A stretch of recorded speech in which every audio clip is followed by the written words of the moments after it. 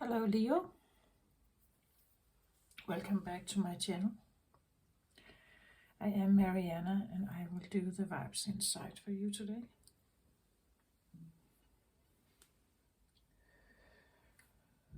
Just smudging a little bit here. Cleanse the energy.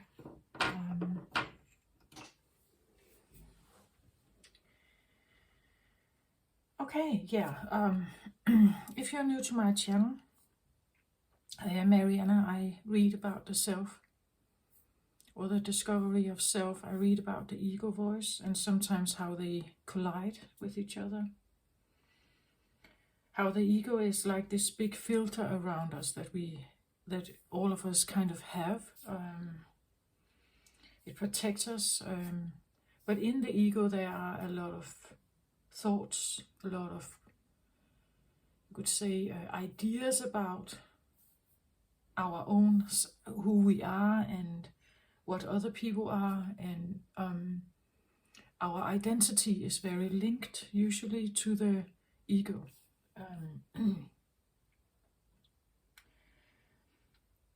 And that, well, there's nothing wrong with that. I want to say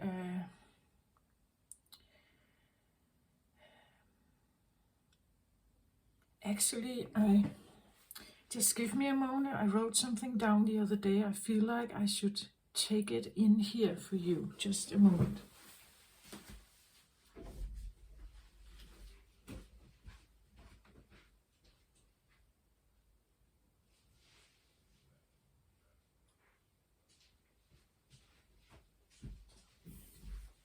Yeah, this I feel like it's definitely for you, Leo. Well, it's for all humanity, I guess, but it's just a download I had one morning.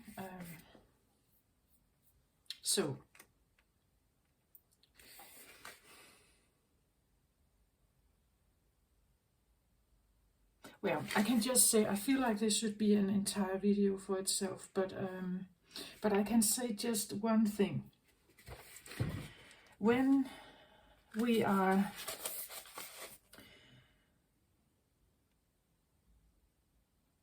we incarnate here on earth, of course, for this to make sense for you, you have to be open to the idea of reincarnation. If you're not, well, maybe what I'm saying next will not make sense to you. But if you're open to it, that we may have experienced more than one lifetime, we may have been here again to clear some karma, to learn, to grow as a soul. There is a distinct, well, at least this is how it was shown to me. There is a distinction between when we live on earth, what perspective do we live from? If we live from the human condition perspective, we usually live in the 3D reality. In the 3D matrix, we live in the idea of ego. The ego is linked to the animalistic side of us, so the part of us that is still that is very bodily oriented, survival oriented, and therefore we have fears and survival instincts and everything that is linked to that. It links with the bodily animalistic part of our brain. You could say the reptile brain, the amygdala, the fear center. It's all very instinctually based, and it comes from the fact that, well, we come from a more animalistic human part of us, and it still exists in us today. Even if we are very civilized, we say we are. That's kind of one part of existence on earth. Then you have the soul condition. The soul condition can come through for you if you have somehow realized that the ego experience you have is not the entire truth of everything. If you have done a lot of shadow work, if you have cleared out a lot of fears, you can come into an awareness of the soul condition. In the soul condition, there is a realignment with the idea of higher consciousness, higher self, with God, or if you don't like the term God, you can substitute it with Supreme Life Force or Supreme Eternal Life Force, in whatever deity that may be for you. For me, it's the same. It's the same thing. No matter what we call it, that's again an ego interpretation. But that's just my point of view. So Supreme Life Force, we come into an awareness that we have some of this inside of us, that this is in our heart. Maybe that's why I have the pink here for you, or baby light red here for you, because it links with the heart chakra. And this is again where we say the ego connects very much with the brain orientation, that we want something, we go for something, but it's only a creation in our mind. The soul connection is more heart-based, and it connects with the idea of higher consciousness, higher self, as I said, and divine anchoring, as opposed to materialistic anchoring. It comes with the idea of light, of love, of compassion, where over here we have a different orientation.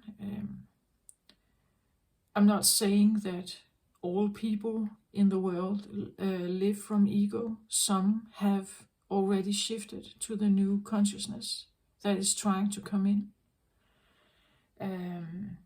But it's just to realize that sometimes we have created some idea about ourselves, but it links with like very deep fears, or shame or guilt, or these other kinds of low vibrational energies. And if we stay there, it's like it anchors earth there, right? The new energy that wants to come in, the 5D consciousness, is not like that. It's not like that. There's a lot more light and love and abundance over here, but it takes a while for humanity to get there. And it takes also the bravery of actually going into the heart and figuring out what lays here. I feel like maybe I'm talking to someone who is on the brink of opening something in the heart here. Like they have peeked into their heart space here for Leo.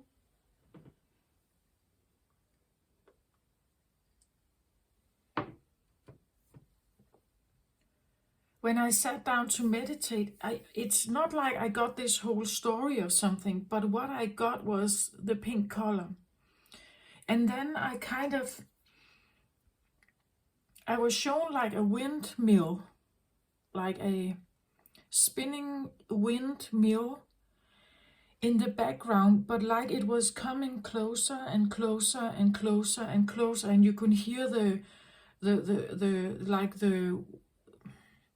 tone in the woom, woom, woom, that kind of feeling of like something is coming closer to you. But it comes with like this tone or something, a tone, maybe a tone in your ear, like a deep kind of Well, you know, like if you could actually hear the windmill and how it was kind of spinning in the air, it would have this sound to it. Woo, woo, woo, something like that. It could be this feeling that something is arriving with this, like a constant push-pull, push-pull, push-pull, as a windmill does. It comes in with a tone, woo, and then there's a pause, and then it comes in again, woo, right? That kind of feeling that something comes in with a push-pull, push-pull, push-pull. It could be the feeling that something in your heart wants to open, but maybe your ego doesn't want it to, right? Because if you open this door, it could be the feeling of, I open a Pandora's box. If I go into this space, I don't know what's going to happen for me. And that's exactly what happens with a heart opening. My entire existence, everything I know about myself, which is ego, everything I've created for myself, which is ego, everything you identify with, which is ego, and this is all normal in our world. That we communicate, my ego communicates with yours, unless I'm quite aware that it's my ego that I have activated, right? Then my ego is communicating with your ego, but not really who you are and not really who I am. When you have done the healing, you realize this. You realize, oh, so what I have done for the last 40 years is actually not me. Nope, it isn't. But anyway, this is my own conclusion from my own healing, right? I have gone through a lot of stuff. If you have been listening to my videos for a long time, you would know that. You would know that whatever has come out, plays out, is typically in the egotistical realm.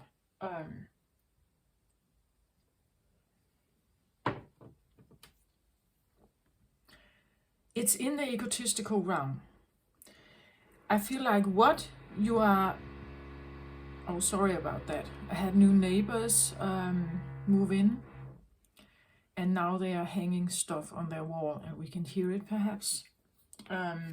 Again, this idea that... Sorry about that. If you can hear it, they are drilling in the walls. And maybe that's what it feels like for you. That something is drilling in your heart. Something is actually feeling that something forceful is trying to like enter. This noise, I don't see it as a coincidence. I see it as part of the reading actually. Maybe it's even how you realize that how your ego existence, that identity you put on yourself, how it has maybe damaged your heart somehow.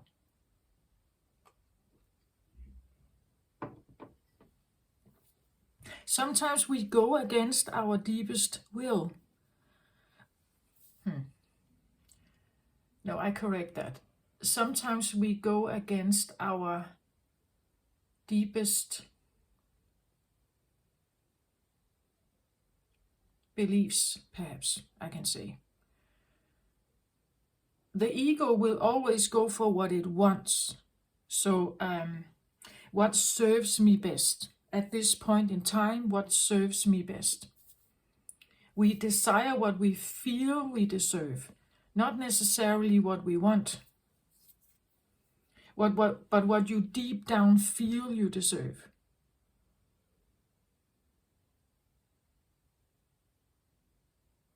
And this is something that this can only be understood if you have done a lot of healing. In my case, I figured out that deep down, I had actually a feminine energy that felt she had failed in her pursuit. She had failed, she felt guilty. She felt guilty to the point that that she should be punished. She expected to be punished, she wanted to be punished, she took on the judgment somehow. So I have somehow, without my ego consciousness knowing about it, I had actually drawn stuff to me that somehow could do that it could punish me somehow. It could put me in situations where I felt I had no power. Do you get my point? And this is after a long time of searching and healing. This didn't come up at like the first hit. This took me a lot of time to figure this out. And so I initiated talking to that energy. Why is it here, right? What happened? I still don't have the full answer of that. But I figured this out at least. And when I looked at my egotistical life, you could say, it made sense. The choices I've made and everything, it made sense, actually. Even though I had literally no conscious awareness about it. But if you are on a spiritual journey, on a spiritual path, if you feel like something happened at some point in your life, and from that point your life started changing, there could be something in this reading for you. But it may feel like, as I literally say, like something is drilling into your heart, or it's creating some kind of noise. I still get the feeling of like push and pull. This can be your feelings, right?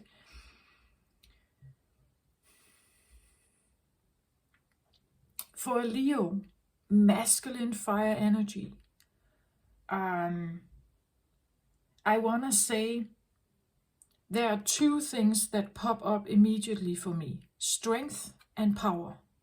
That is, I feel like, very much associated with whatever this reading is supposed to be like. The drilling could be the feeling that, again, as I said, your heart may be opening.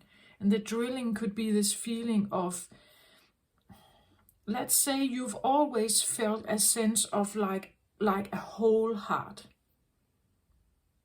Like a whole heart. That your heart is healthy, it's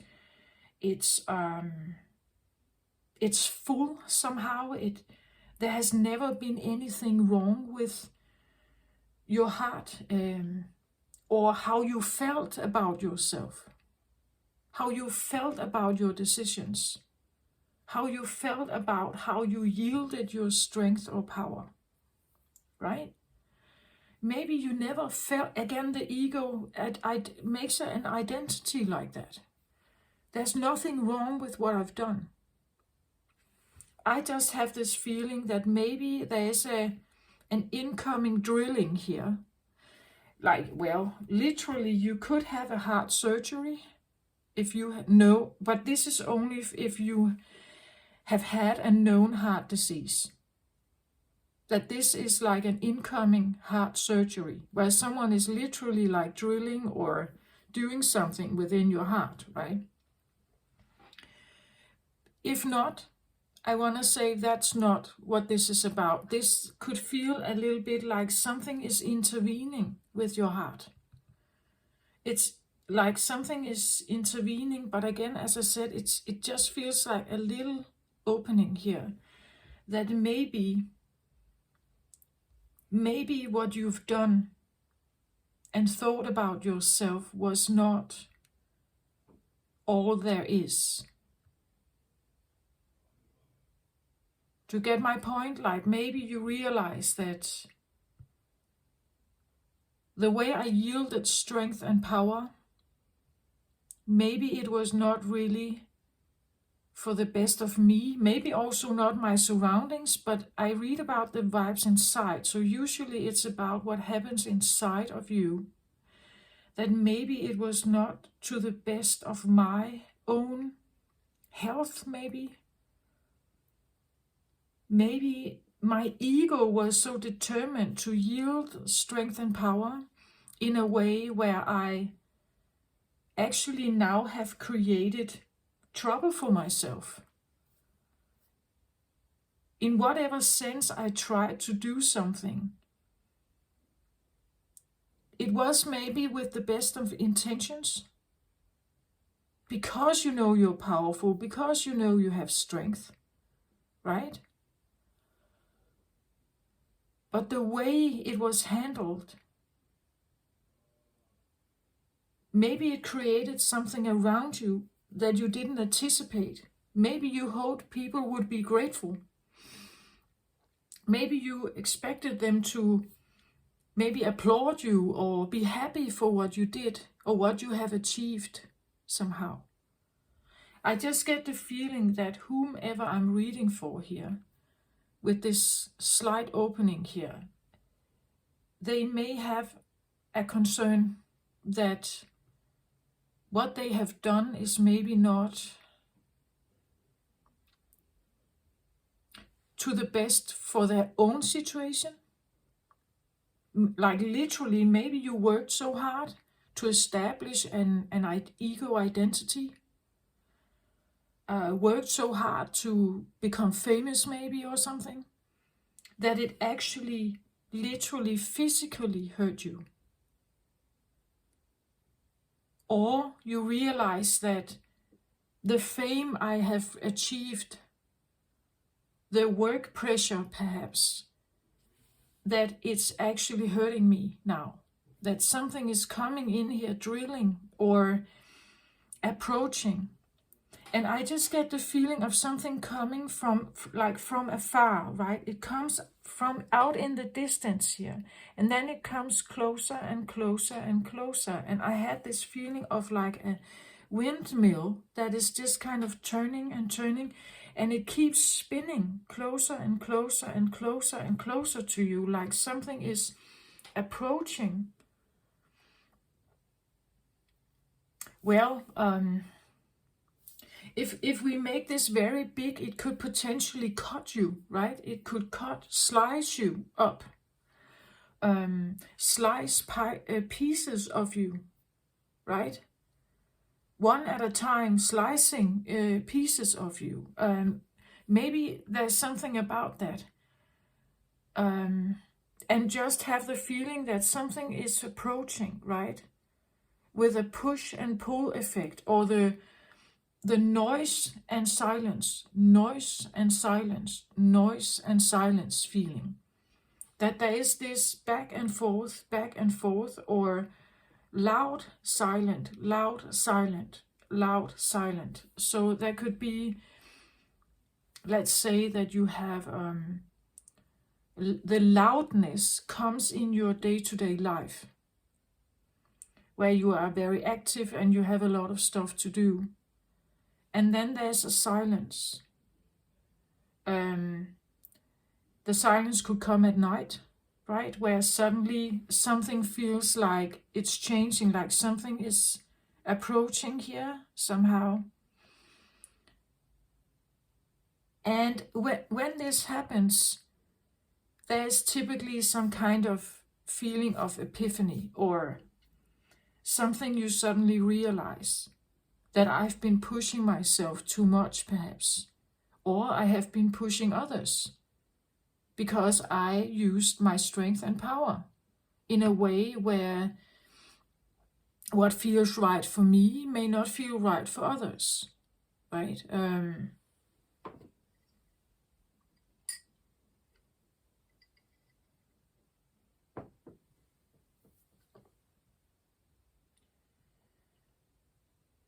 And I feel like the thing I had to say about human conditioning and soul conditioning, this distinction, maybe that's what part of this as well. Maybe you suddenly feel differently in your heart. It could be romantically, because this is pink, and for me the pink color as opposed to the green color, which is also associated with heart chakra. This is a romantic thing, or this can be a fantasy, an illusion, a dream. Maybe you find yourself dreaming about something that is changing, that is opening something here for you. Something is coming in and changing something about maybe an illusion, or as I said, the ego identity, which is an illusion.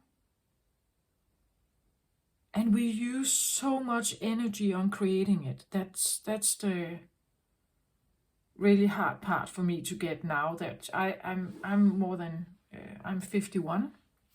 So I've lived most of my life in that bubble, kind of. That's what this is the bubble, you could say, the bubble of your ego identity.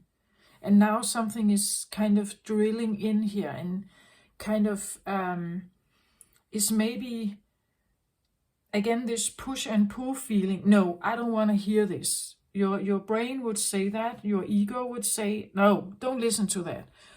We continue as we used to. That's the safest thing to do.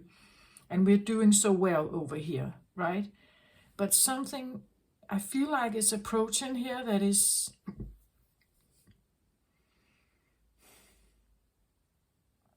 I still have the feeling it's approaching nonetheless, like the windmill is coming no matter what.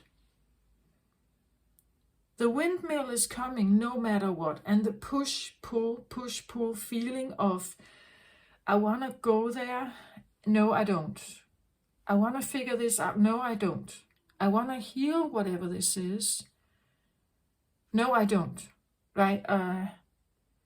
This push and pull of being in the bubble, perhaps, and trying just to push this out again, whatever is trying to come in here. I'm trying to just keep my barrier up and keep it closed.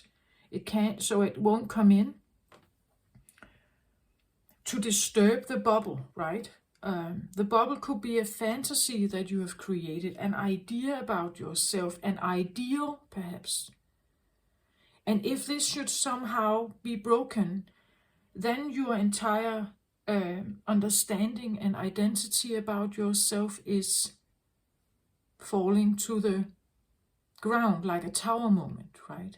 Could be the feeling that something comes in here and kind of breaks the illusion of the bubble, perhaps. And believe me, when that happens, you will see yourself entirely different.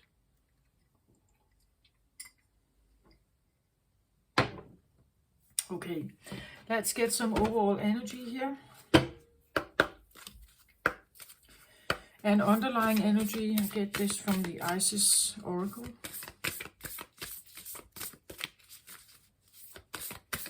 Somehow I feel like someone may have a feeling of a shift between their 3D identity and a possible 5D experience. And that could come with a heart awakening. Like you suddenly see something. You just get a glimpse of something, but I get the feeling it's coming anyway. From the distance, just coming closer here. And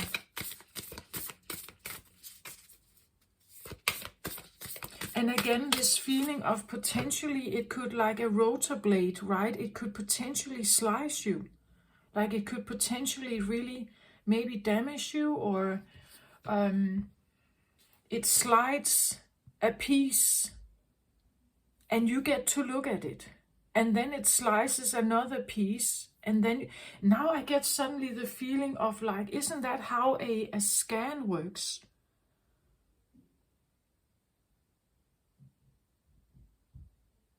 That's how a scan works, I believe, in the hospital. That's actually what they do. When they make a scan of your body, it's like when they look at it, it comes up in slices.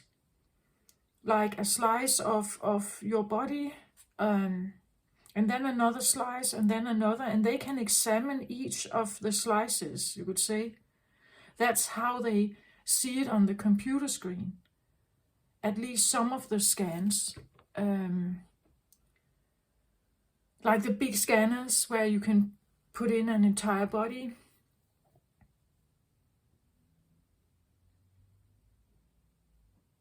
That it actually comes across like that. Like they can look at a slice. Like they can look at a slice. And they can examine if they find something odd here. And if they don't, they go to the next one, right? And then they look at the next slide. Or the next piece, you could say, the next, yeah. Or loaf, like a loaf of bread, right? Like you are divided, or you get to see a loaf, you could say, of your heart. Or what your heart has experienced.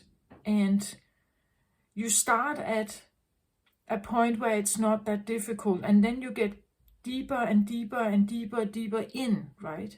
You get deeper and deeper in to your story, to your heart story, to your timelines, to your different past lives perhaps. You get to see more and more and more of it. But maybe you're trying to say no to it, like this push and pull, push and pull.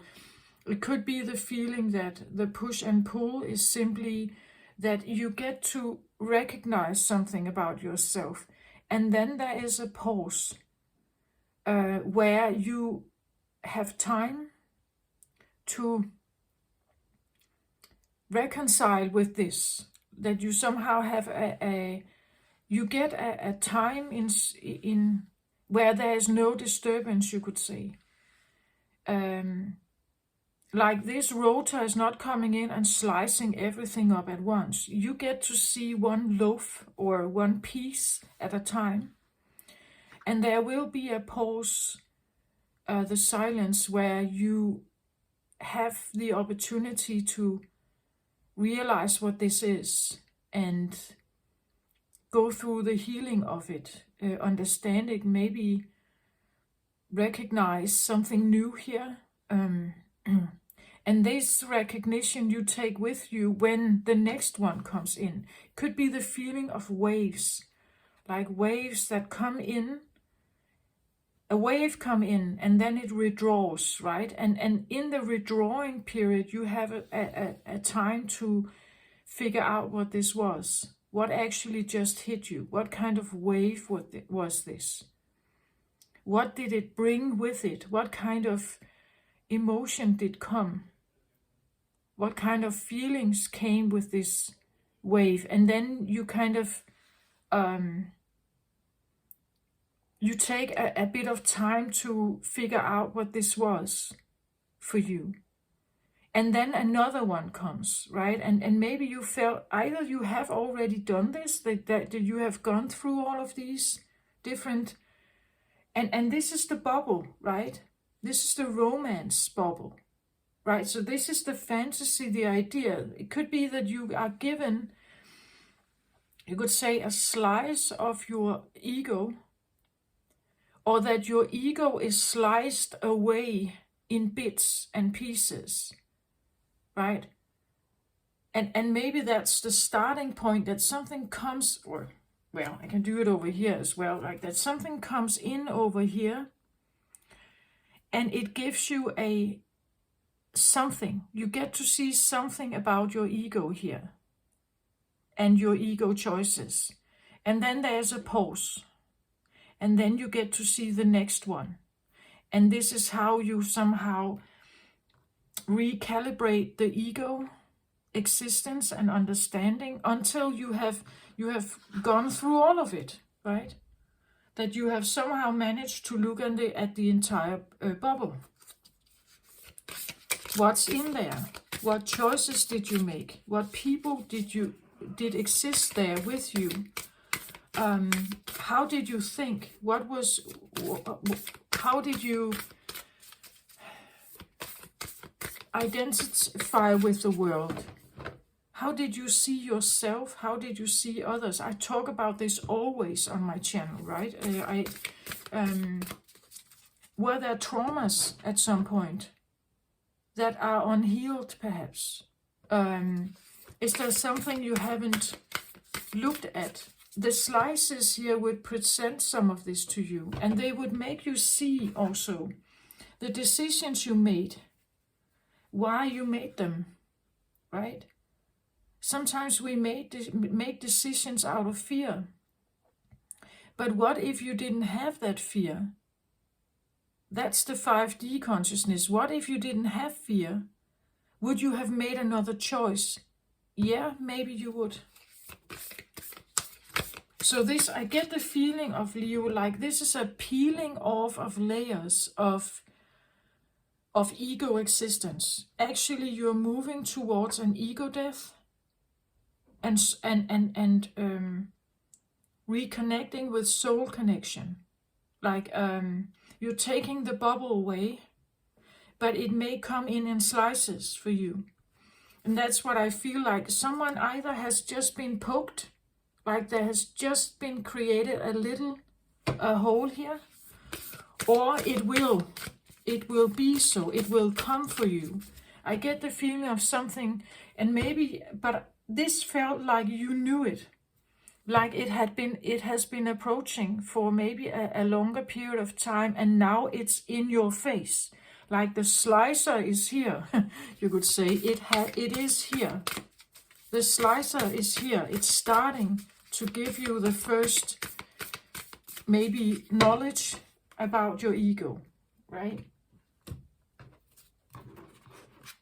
Or maybe, as I said, you now see that this is what actually happened, that these slices have been removed bit by bit here, for you to somehow have less and less ego. Because when the ego is full here, there is no soul existence at the same time. The ego is a cover-up. It's a massive layer of brick and density that is over your soul connection, which is very light, which is very non-dense, not dense, which is very fluid, which is very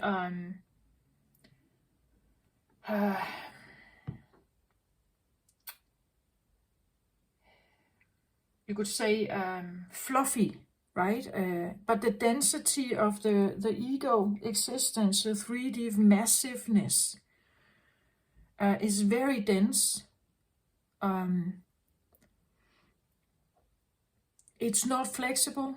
It's usually also quite immovable or unchangeable. The ego is very determined that whatever it has created shouldn't or can't or must not be changed. So slicing off every bit here is necessary to get to the bottom of something, you could say. To get to the, as I said, in my own interpretation, I never saw myself as someone self-sabotaging or have addictions or anything. But when I peeled off my layers, I realized I had all of this. I had all of this enormous amount of guilt and shame and stuff going on. I had no conscious awareness about it, not when I was living from ego.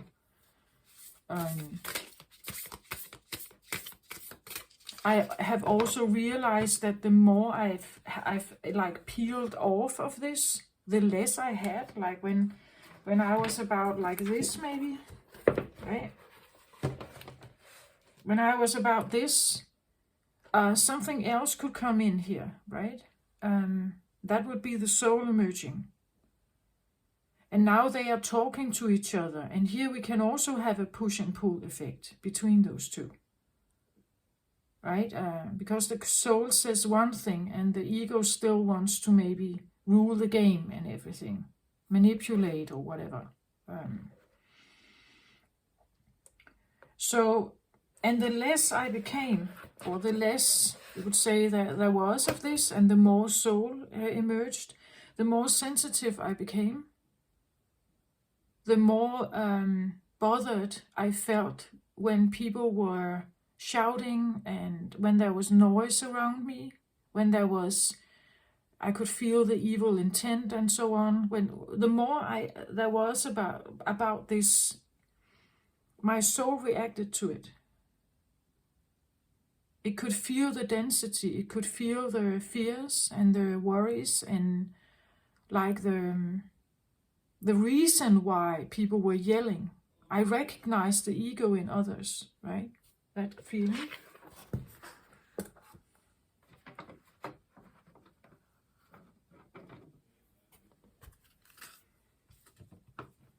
But if this is full and it covers all of your existence, you probably haven't had any connection with, like, soul connection. You don't know that it's underneath it, like it's under here, right? That the ego is just a cover-up. It's a protective cover-up to exist in the world we live in. It's necessary until we get ready to take the mask off and live from a more true soul perspective.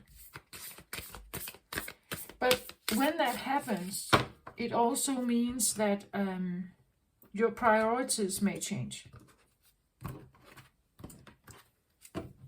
So maybe from being someone who had to be very powerful and very strong and in the spotlight and like creating this big life for yourself, maybe taking on a lot of responsibility, being the father, you could say, responsible,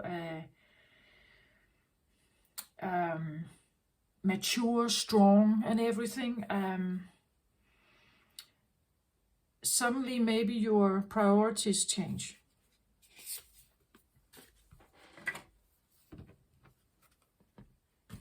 Suddenly, maybe your priorities change. Maybe you realize something that you haven't realized before. Maybe you see how power and strength is yielded in the world, perhaps. Maybe you see you have been part of it. Maybe you suddenly disagree with some of the choices you've made. Because now it's like it doesn't identify anymore with the changes that you feel are happening with you. Overall energy, I get power over 7 scorpions here. It says power to conjure lower vibrational forces. That's what I feel like. Some of the power you have and strength you have is needed to go through what you are trying to experience now. The slicing, what I say here, the slicing of the bubble. The power to conjure lower vibrational forces. You're about to, or in a process of slicing off lower vibrational forces within yourself. And that takes the power of 7 Scorpios.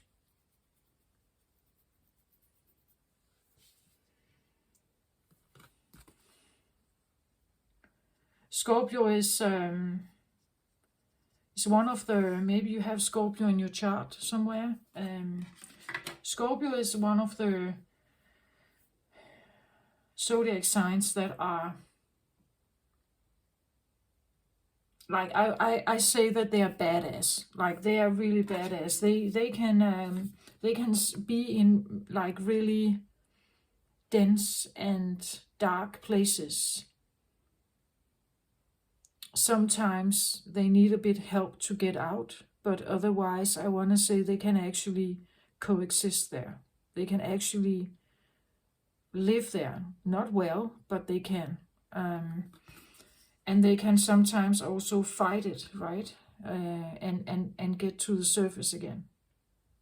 Probably the most,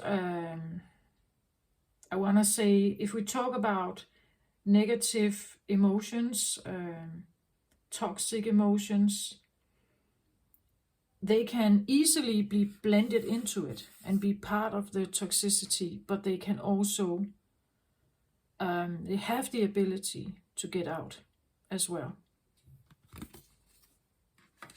They are, I want to say, the emotional badasses, if I can say that word.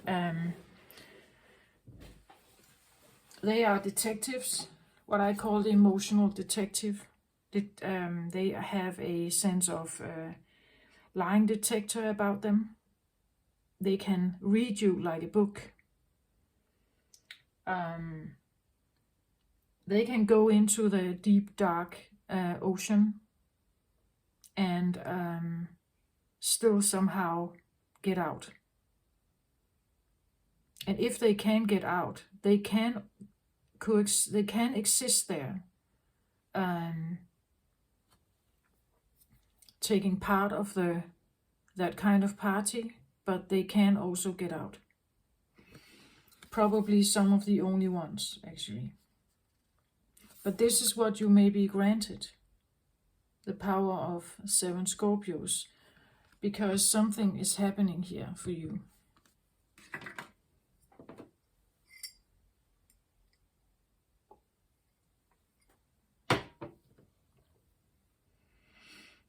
It may feel like literally your heart is torn, like you feel like something is torn to pieces, or that your entire identity is bit by bit breaking down, right? That the entire identity that you have built up during maybe your entire lifetime, you just see how it falls to pieces, like, or the feeling that you can no longer identify with it, like the bubble is no longer true, that's not you, right? It's like maybe you realize something is no longer right for you somehow. First of all, you have to overcome the lower vibrational forces, the 3D forces here. And this is again where I say that because I had to realize this. I feel like most of my life, my ego identity was to be a good person, to be nice, to be compassionate, to be caring, to be someone who wants to help other people. I'm still that, but it's different now, because at that point in time, everything I did was to maybe please, you could say, others, in the sense that I did what they liked me to do. And sometimes without questions asked, right? If I knew they wanted something in a particular way, I knew that I could have, I would maybe increase, you could say, my likability if I accommodated that. I never felt very strong and powerful, so I had to lean upon people who were. And to do that, I had to make myself likable, right? And so I may have done stuff that they liked, but it was never really something that I behaved in certain ways that they liked, but it was never really my way of being. My way of being had no importance. What I liked had no importance. What everyone else liked had importance. This is my upbringing. That was my ego identity. I had no self. There was nothing. So I'm figuring that one out now. What I actually like, what I actually hate, or what I don't like or dislike. I'm figuring that out now, but at that point in time, I had none. So I was always focused on the outside, everyone else around me, how I could somehow please them or accommodate them or do the right thing. So I was safe. I was protected by them, right? So I did a lot of stuff that seemingly would be good, just not for me.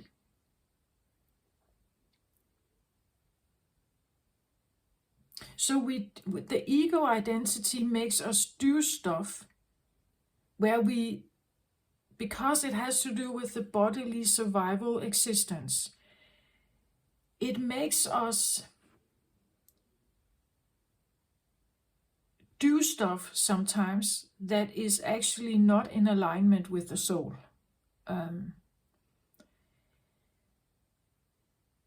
I clinged on to certain people because in the long term they could keep me safe, even if I had to do that on my own expense. That my will was not existing, it was hidden. My will was not there. I did what they wanted. I believed in their dreams. I coexisted and became codependent with whatever they wanted. I was afraid of them, at the same time dependent on them, right? So no matter what people do in life, it serves them somehow. I've said this before, the woman who stays in an abusive relationship, for instance. Why is she staying?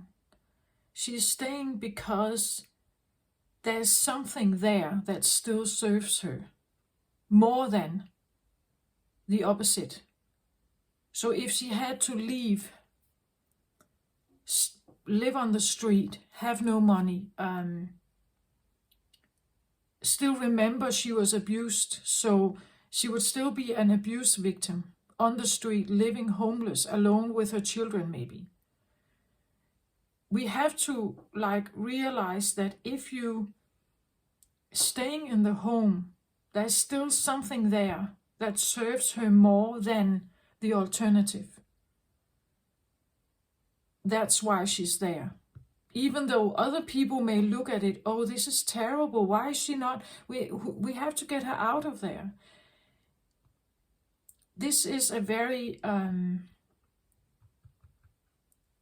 it's toxic clearly, but there is some very strong survival mechanisms, psychology going on here, where we have to understand that she is there because it still is better than an alternative maybe.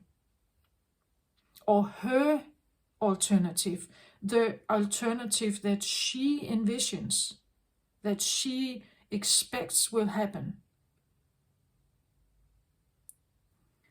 Right? So there's always a reason why people stay, even if it's not good for them. That's also what I feel like here. The Scorpio energy is here to help you see something.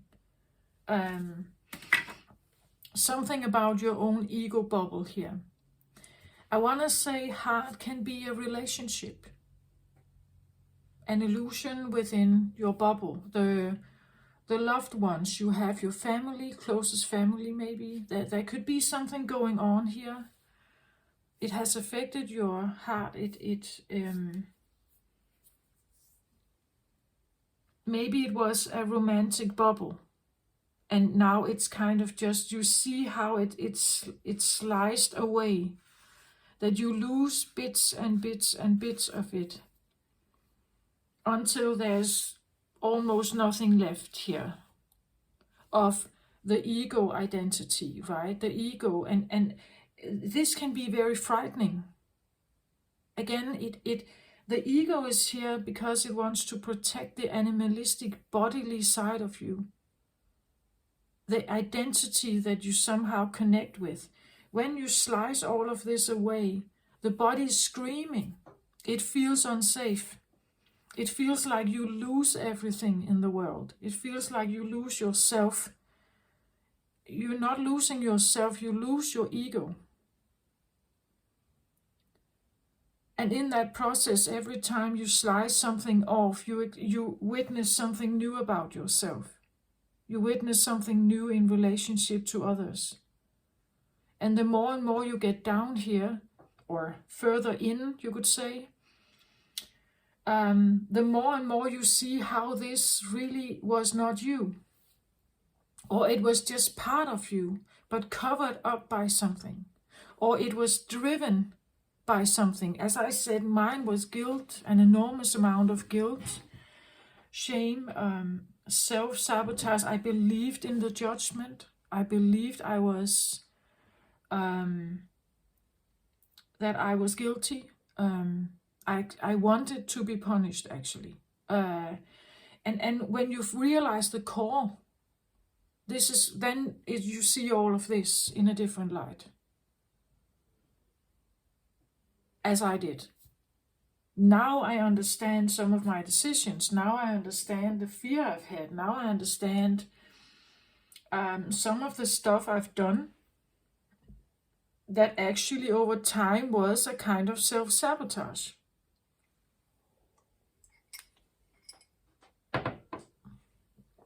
But when I started to slice off my ego, I had no idea about this.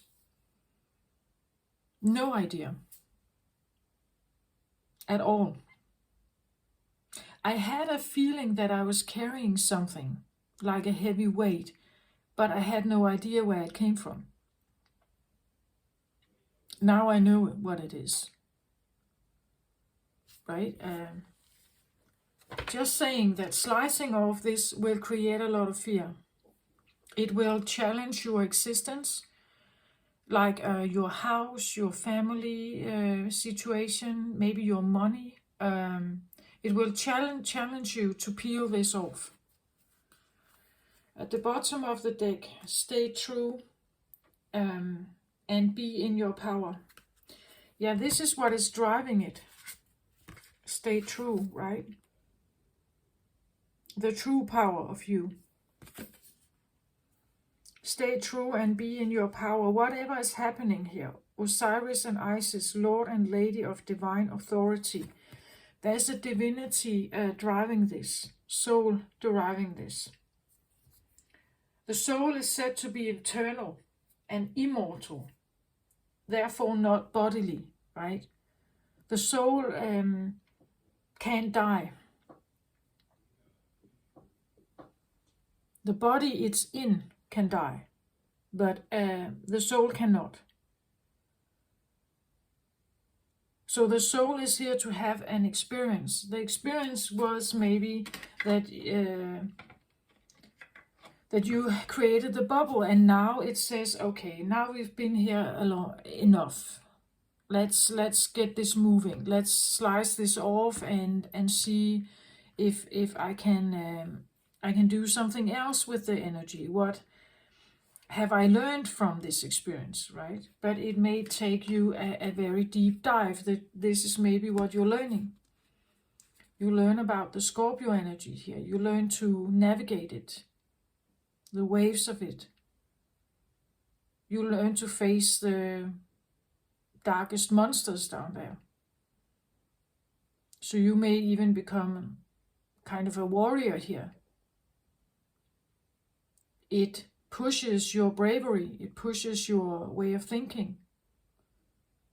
It pushes you to knock the ego out. And the ego, as I said, this can be very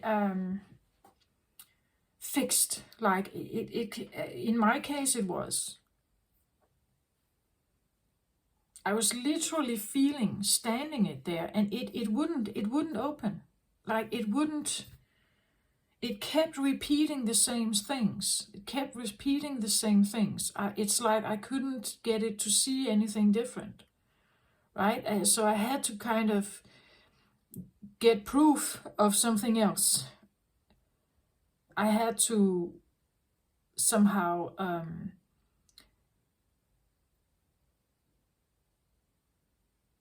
bring other evidence into the picture. Other ways of interpreting things. I had to bring that forward because it kept repeating the same things. Like, I'm guilty, I accept the judgment that I have received, and I need to be punished, right? It kind of repeated these things. Very, very difficult to break. So therefore there's a persistence. If you want to go in there and you slice off these, and this is something, again, this is not something your ego is driving. This is your soul driving it. Your soul drives you to work with the Scorpio energy here. To release the ego here. Until you finally see something else, you realize something. What I've realized is that I am a soul in a human body. And for those two to work together, this is not easy, because one is mortal and one is not. The mortal part still coexists with the animal instincts. The soul part coexists with the divine and the eternity. So you have two, you could say, different particles or different atoms that are supposed to work together. That's not easy on Earth plane.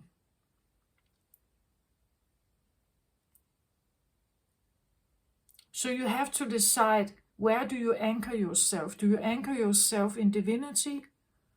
Do you believe in the 5D realm? Or do you believe in the 3D realm? Where do you anchor yourself? Do you anchor yourself in the bodily experience, in the experience of ego existence,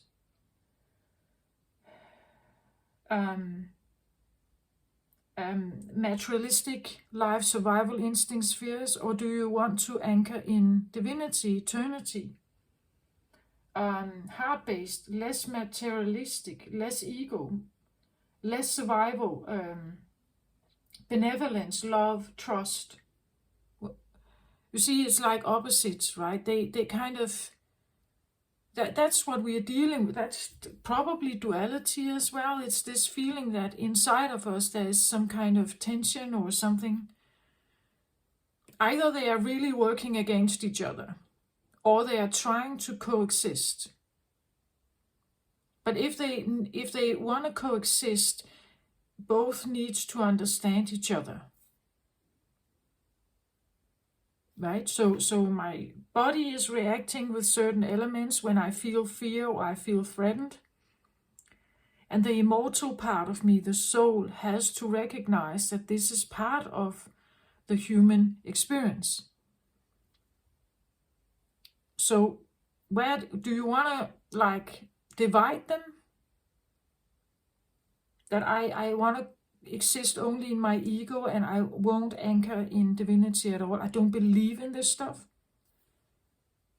Or do you want to anchor only in divinity and try to forget you have a body? Or can we somehow make these two talk with each other and figure out what it means to be either mortal or immortal? Coming from a place of fear, survival, materialistic orientation, and more godlike orientation. God has my back, in his embrace I'm safe, and so on. Because I'm eternal over here, I can't die. So it's like there are these, that at least that's my interpretation, there are these two elements of us. And they are always somehow, well, we can be an entire ego existence, covering the soul up totally, and then we won't recognize the other side of us. But when you peel off the layers, it will come, the soul will come in with some kind of, because it's here, right? Stay true and be in your power. So you could say, stay true to yourself. You could say, But are you staying true to yourself or to your ego? Are you staying true to your soul or to your ego? So maybe that's a question, right? Be in your power. What kind of power? Because here we talk about the power to conjure lower vibrational forces. And here it says, be in your power, right? Osiris, Isis, Lord and Lady of divine authority. So there's lower vibrational energies here, forces. And then there's divine authority. Right? So there's something deep within you, underlying here, that drives this engine forward, or the slicing here forward. Something is wanting you to connect with something more divine here. Divinity within you.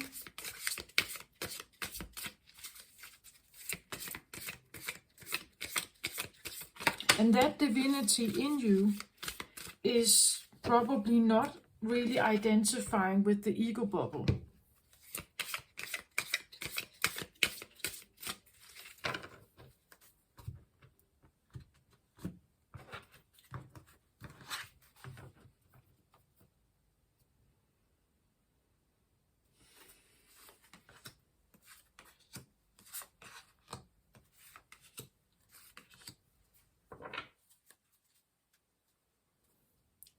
At the bottom of the deck, I get the Hermit. Yeah, this makes sense.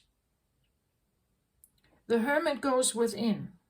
He looks for answers. This is underlying energy again. I get the feeling that that's definitely what's going on for you, Leo, if you connect with this reading. Like it's the Hermit goes within. He looks for answers, right? Even in the darkest cave here, he goes in. As I said, the Scorpio energy, it can go with you into the darkest places. He's looking for answers. Look at how the snake is rolling up as an eternity symbol before him, right? It could be that this is actually what happened, that you have been searching for a long time here. And now you actually come across something that, as I said, this idea about I am a hermit in my egotistical identity. And now it's like I stand in front of something that presents something new to me.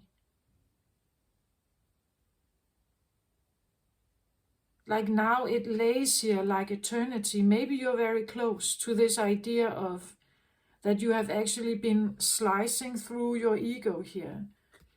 And you're standing and looking at this now. Right? An eternity symbol.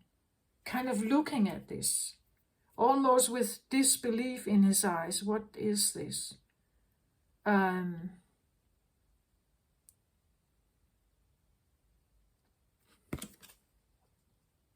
It could even be that you realize, as I said, maybe you realize something about that there's a part of you that is eternal. There's a part of you that is soul, that is different than what you have felt like in your entire life.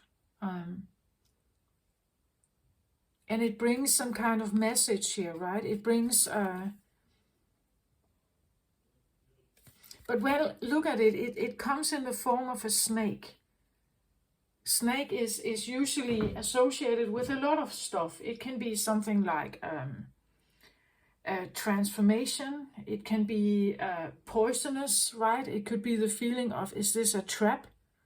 Is this just luring me into some kind of new ego existence? Is this just another fantasy? Is this...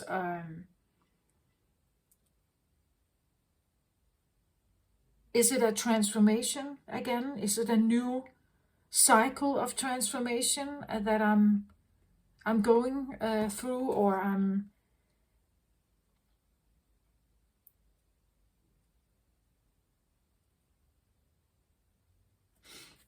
And there's something interesting with the hermit, I feel like, because the hermit, well, he has become a very wise old man. He has been on a travel for a long time, it seems like.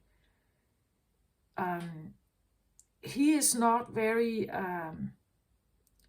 this is not like the slick businessman, right? He has given up earthly materials almost, right? He walks with this teared kind of cloak. He only has his lantern that he trusts. He only has his wand here. He doesn't really have anything powerful with him. He has no weapons. He has no jewelry, nothing fancy, right?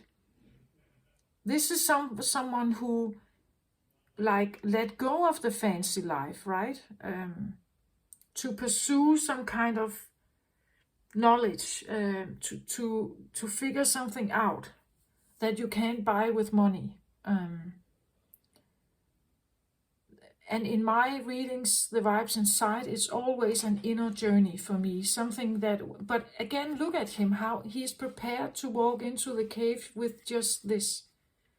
And the wisdom that he gained, right? Along the way of sliding everything, I believe that at a certain point, at least in my experience, it was that when I started sliding off, I was motivated by something particular. But the longer I got, that motivation disappeared. Now it became my own request. Now it became not an outer influence, but an inner influence that actually made me go further.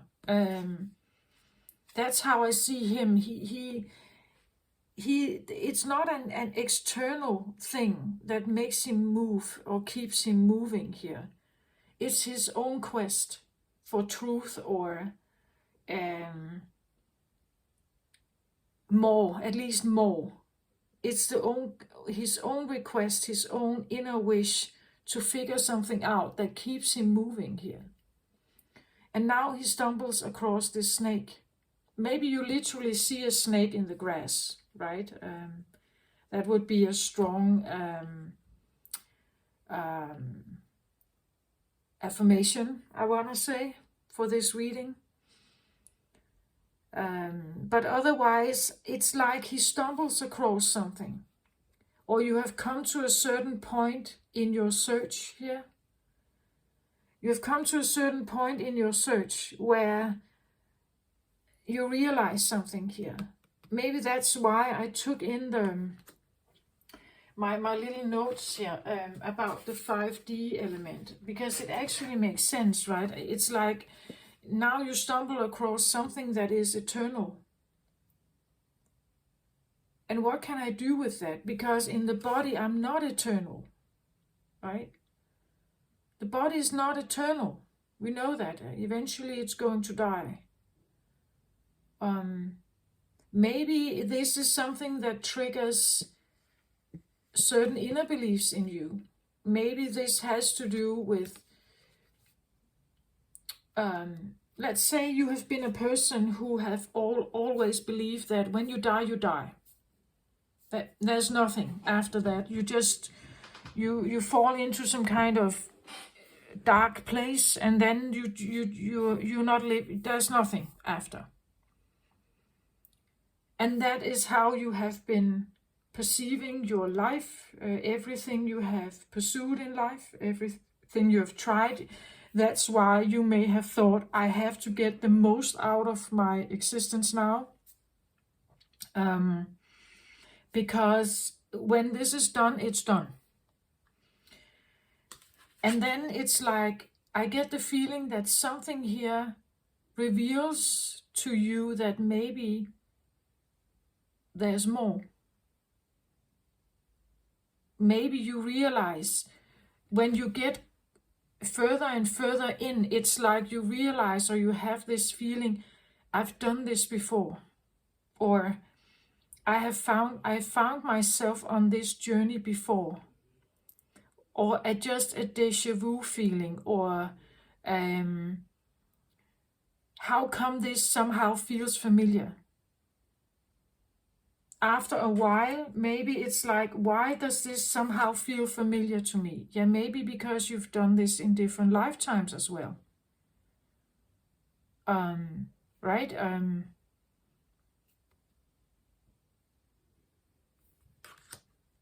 So there could be something, or it could be that suddenly you stumble across this idea of eternal life. Maybe you feel it in you. Maybe you have a like an astral encounter in a dream, or where you get some kind of message. And that message is maybe changing everything. Maybe it changes your entire understanding about yourself, of like divinity, of the universe and everything. I don't know, right? But that's what I feel like. It's kind of he stumbles across this one, stops, and then kind of, what is this now? It could be the feeling you have come to a new slice. The new slice is here. And this slice is now asking you to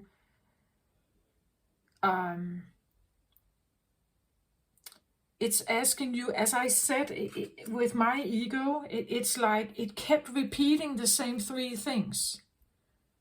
It kept repeating, and it kind of, no matter what I said, and no matter how great God's embrace would be, you can just go to God's embrace, right? You can just go there. It kept repeating the same things.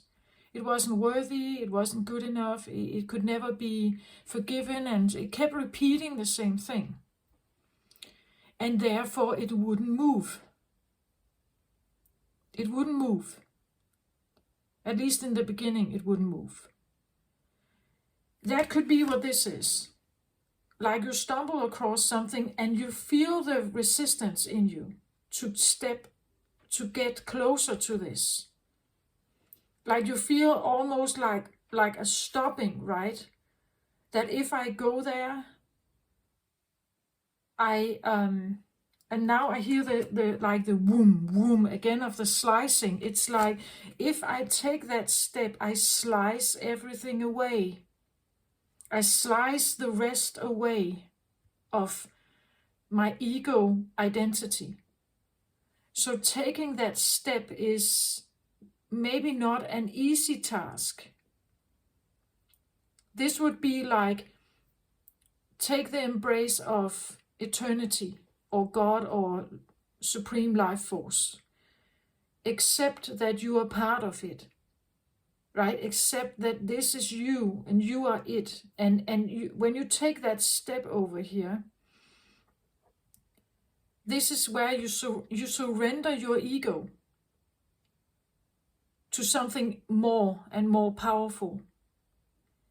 When you do that, you let go of the entire identity you have on earth as a human. And that can be a difficult step to make, even if it's just in front of you. Here there is still a need for silence, you could say. There's still a need for pausing and adapting to the fact that this is the next step, that you are just about.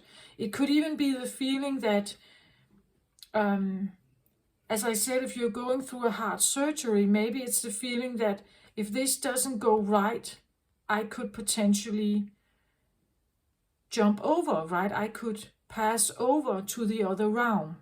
Could be the feeling of staring into eternity, staring into the depth of death or something.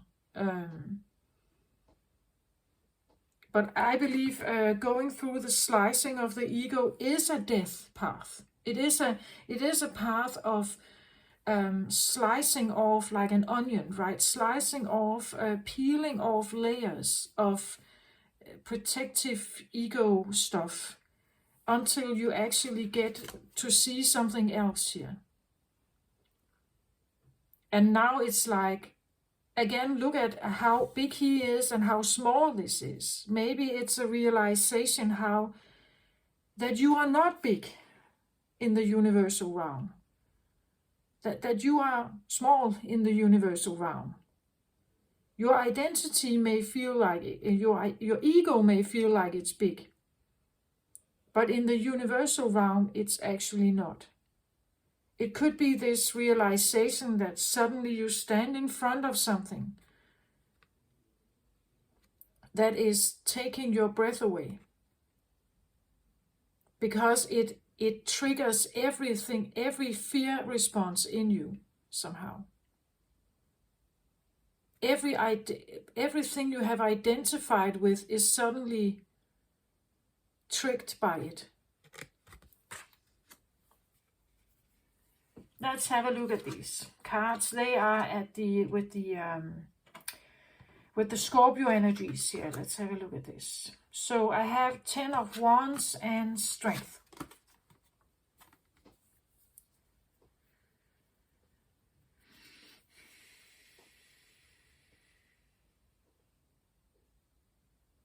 These are like opposites.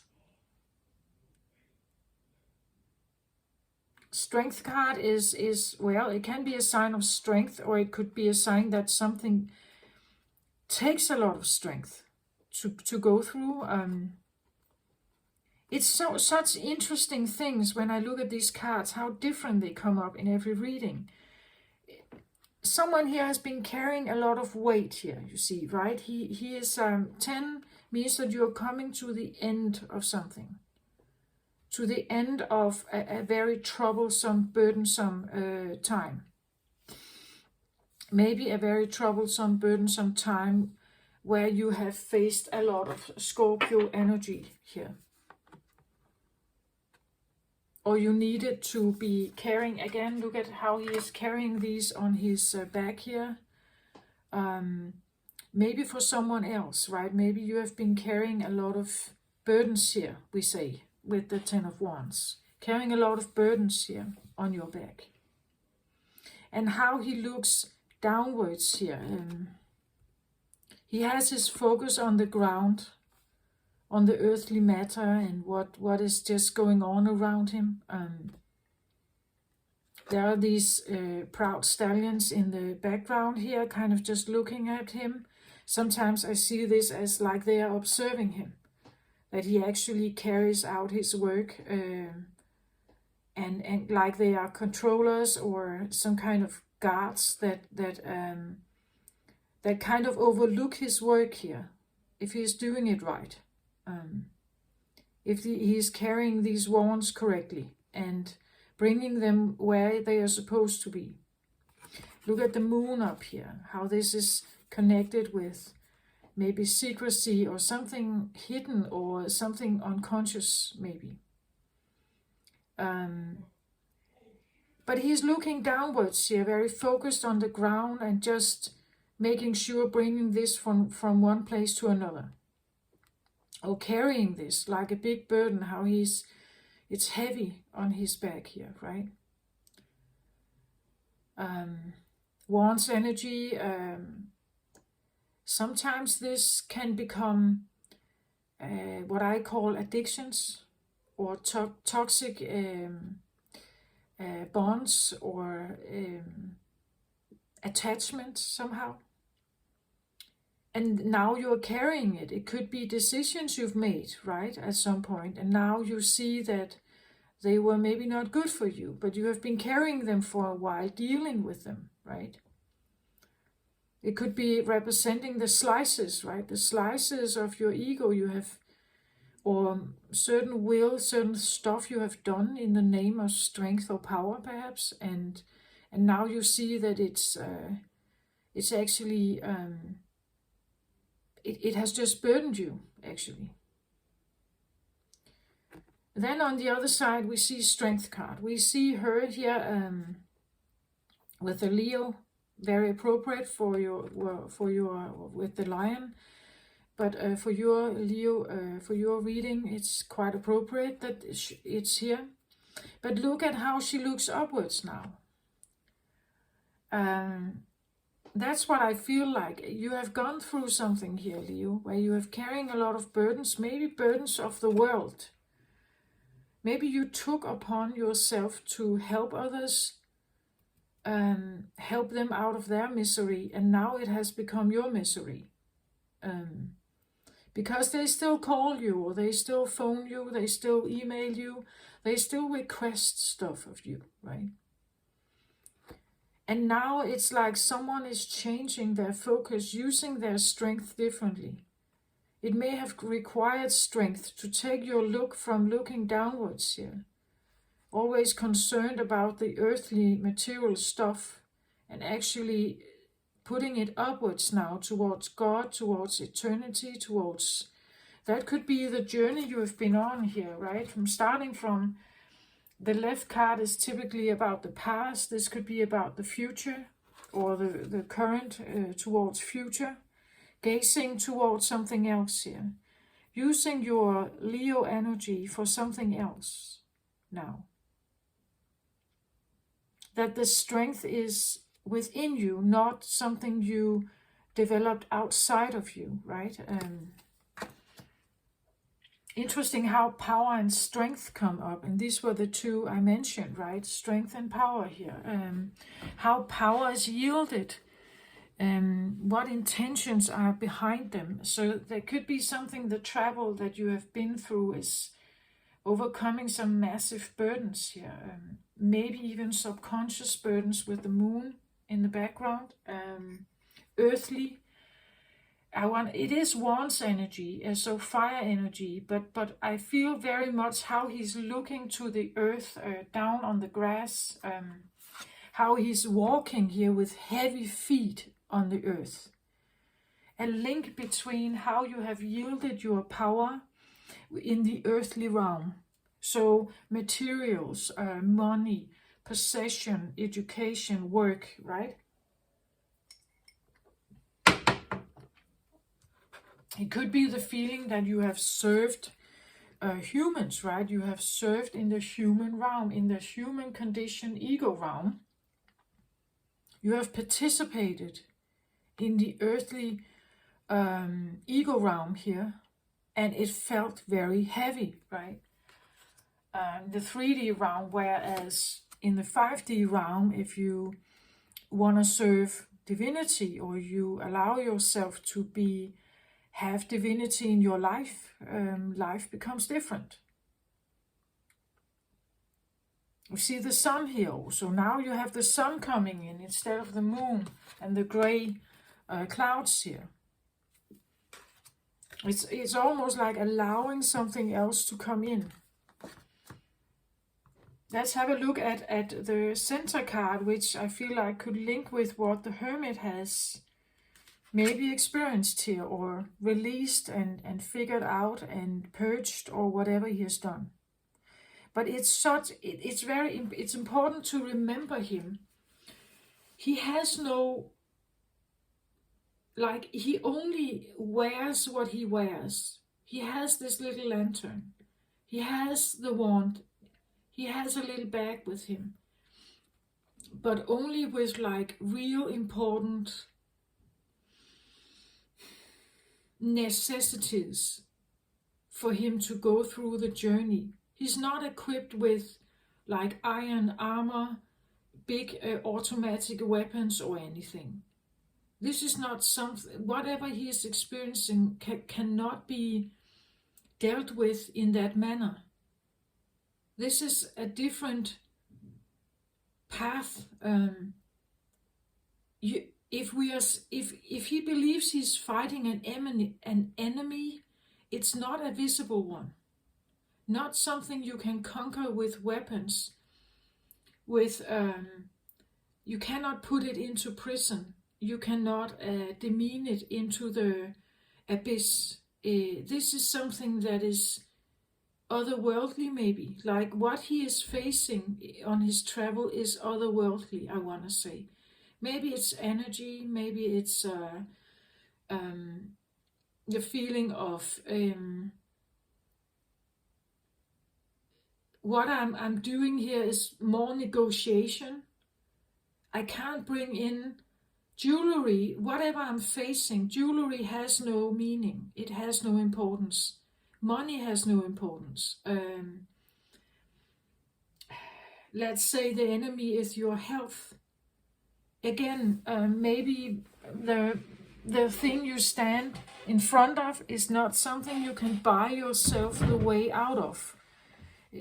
Jewelry, money, all kinds of earthly, you could say, earthly, what we call earthly abundance, cannot help you here. It's something entirely different. That's why he has no weapons. That's why he has no luxury with him. There's no car here. There's no, what he is going into or experiencing here cannot be helped with the most advanced human scientific kind of machines or something. He is experiencing something else here. That's probably also why I feel like it's the heart that is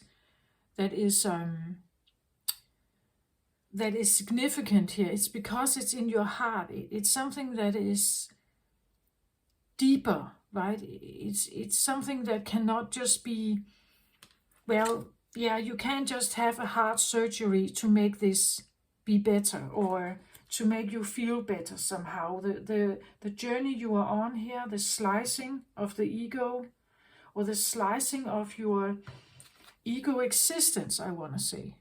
The existence that life is hard and tough, and you may not feel good enough or worthy or whatever this is, and you feel like you have worked hard your entire life, and it keeps being so hard. It keeps being so heavy on you somehow. Why is life so heavy? Why is nothing good happening in my life, and so on? Well, you have to figure that out by an inner journey, I feel like here. Let's have a look at what this is. Knight of Wands. Yeah, so the Knight of Wands is, well, he is in the middle here, and he is associated with the Hermit card here. But what I want to say is that the Knight of Wands here is what is helping you to move from this existence towards this existence. You did, from being this one, maybe at this point in time when you started out your journey, it's also the feeling, you could say, of someone coming to a point where they say, no more. I don't want to carry this out no more. I don't want to be someone else's slave. I don't want to exchange my time for money. I don't want to be in this game anymore. So from that standpoint, or I don't want to be in some other people's game, maybe. Feeling that someone is playing games with you, and you got the hardest part of it, right? It could be the feeling, I'm done. I don't want to do this anymore. I want an easier kind of life. It must be possible to have a different life. To have that different life, you have to go on a journey of evolving. You have to bring forth in you some kind of warrior gene, you could say. Some kind of, well, from being at the resistance point where you just say, I don't want to do this anymore, like a 3-year-old. Actually being able to battle the things around you means that you have to become more fierce. You have to raise something within you that actually wants to take up the fight. This is maybe where you accepted your defeat, that you couldn't fight against it, but still coming to a point where you say, I can't do this anymore. If I keep layering up wands here, I will be defeated. I will die, perhaps. And when we come to that point where we feel the threat is too imminent, too big, this is where sometimes maybe something it explodes in us, right? This is where maybe we figure out there is some very deep hidden inner forces under the surface, but when it erupts, it erupts. And this is where maybe you suddenly find yourself having this energy instead. An energy that is actually willing to fight for your right, to fight for yourself, to go into battle. He's armored up and everything. And maybe you needed to do that. Especially, let's say, you needed maybe to do this in front of, let's say, a boss or a co-worker, or maybe it's in relationship to family. Maybe you literally had to say no, armor up here, become more tough, say no, or to go on a journey here of experiencing or experimenting with your will, wants energy. Here it could be the feeling that you were not in a position where you could yield your own will. Or even if you did yield it, it just gave you more burdens, right? Or it gave you more, as I said, subconscious. Maybe it just gave you more like a bad conscience or something. Guilty, feeling guilty or something. But coming to a point where I don't want to do this anymore, or this is going to kill me.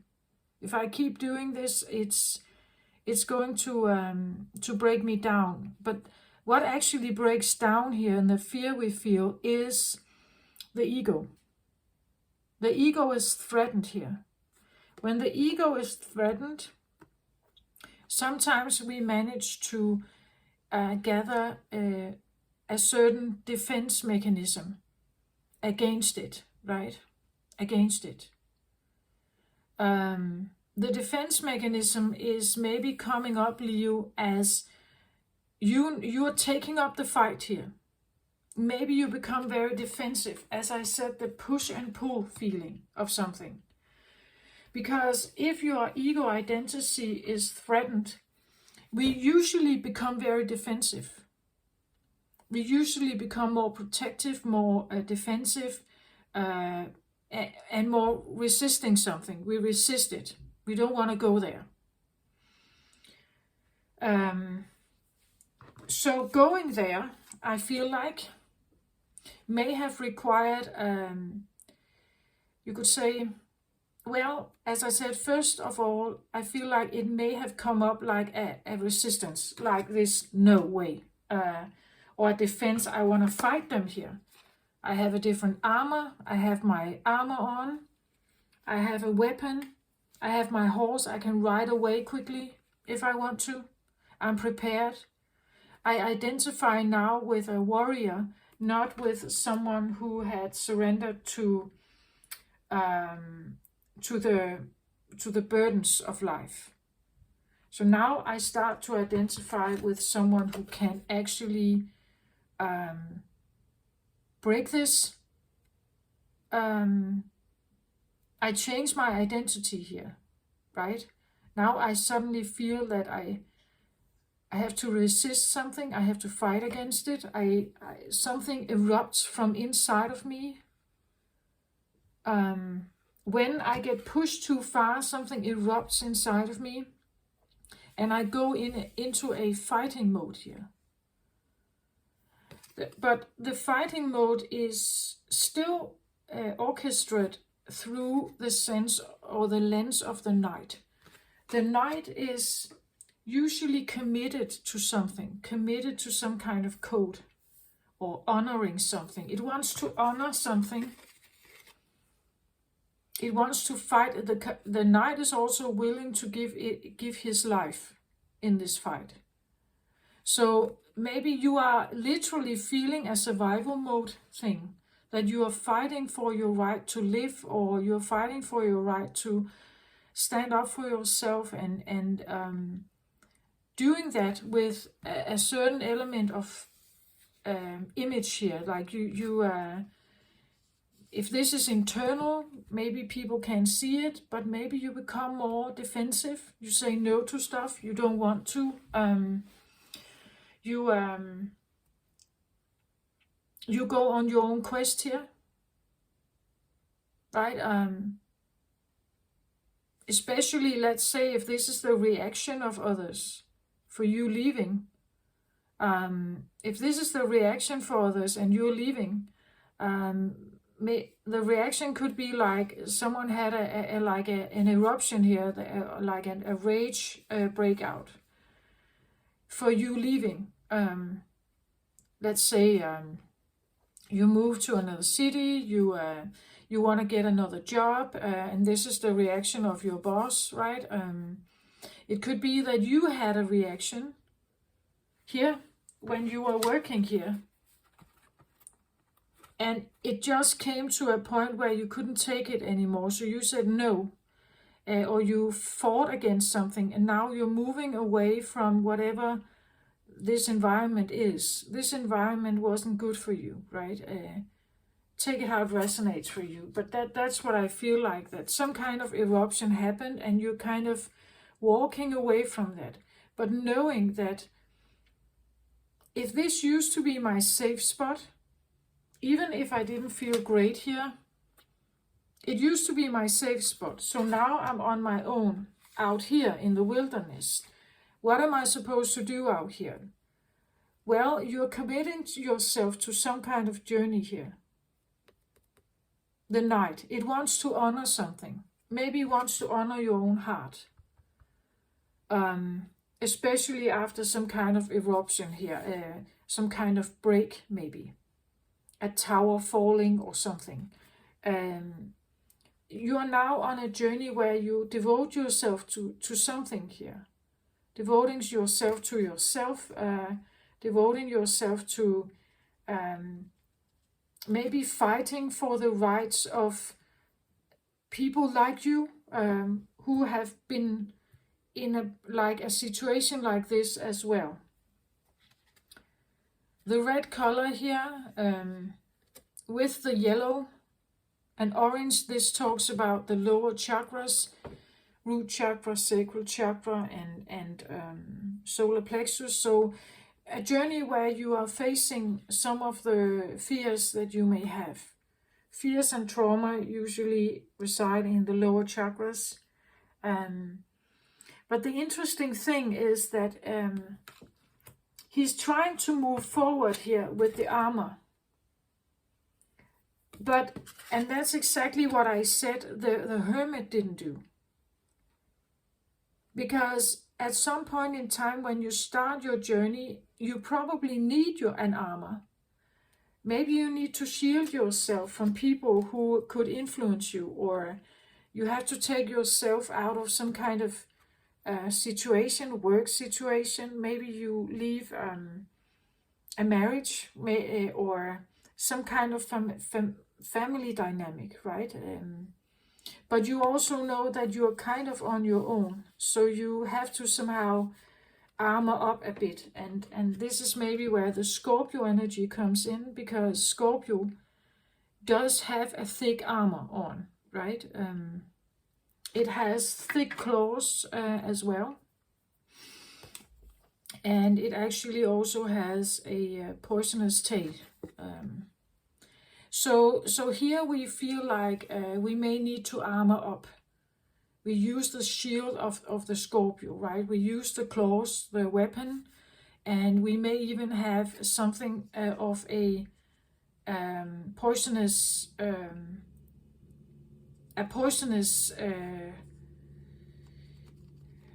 you could say, weapon as well that you take with you here. On the next journey where you are trying to get away. The motivation is to get away from this. That's why you take on this. And you start your journey here. And at this point in time, you may not know that this is where you are going to end, or this is what you are moving towards. But And I really feel like in the beginning you literally may need to put up some like physical resistance, like maybe you end your employment, right? You had to like give in a resignation, and people may have a response to you. That's a human egoic response, right? And that's where you need the armor, the feeling of an armor, so that it won't hit you, right? I just feel like over time this becomes less and this becomes more. The more and more you get away from the stuff, the density of the human 3D existence, from people, what they say, what can be humanly done to you, like bankruptcy, losing your home, like the earthly stuff, the more and more you get yourself away from something that can potentially threaten your human body, you could say, the more you align with this, the more you connect maybe with, let's say, minimalism, so that you don't need all the materialistic stuff. The more you cleanse that away, the more you get in touch with this, the more you become this one. Because then what you're searching for now, what you're trying to align yourself with, armor doesn't work there anyway. Armor and weapons, it doesn't work there. You can't, it doesn't help in any way. Okay, let's have a look at the cards from the more divine round here. Let's have a see. Okay, Four of Swords reversed here. Four of Swords talks about healing.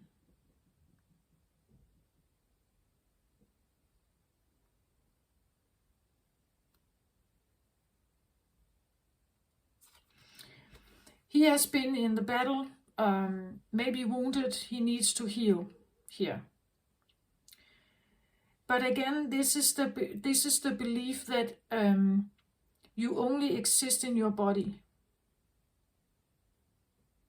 right? It came up reversed, and for me today it comes across as the divine tells you here that this idea of like human battle, and it has to be a tough battle, and you could be wounded, and then you have to heal, and you could be in danger somehow.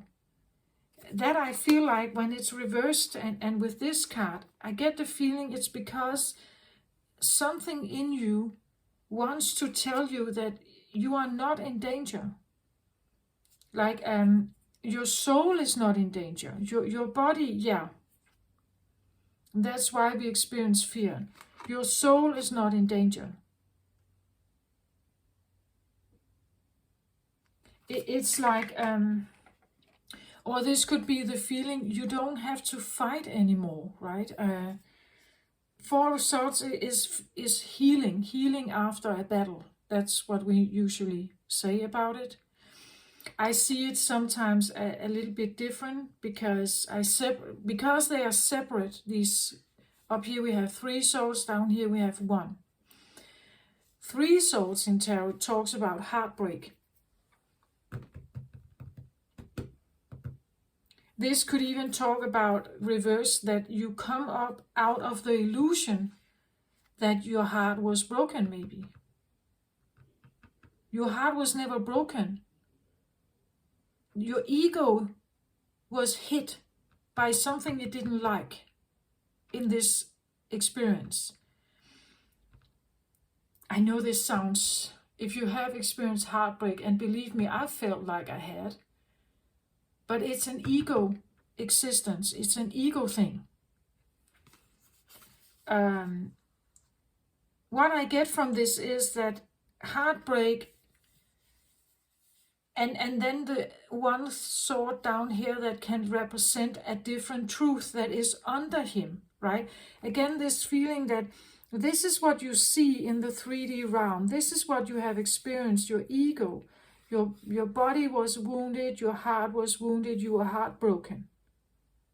right, by something. But there is another truth underneath the layer. There's another voice. The voice down here, has to do with a different truth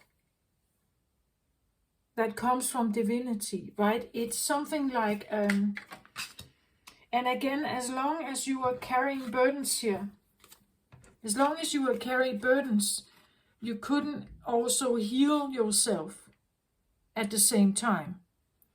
As long as you were in this ego existence, you couldn't heal yourself. You couldn't heal your body. He is oriented with body, lack, survival, fear. When you are overburdened by something, you couldn't heal the body. But I also feel like the divine is telling us that it's not necessary.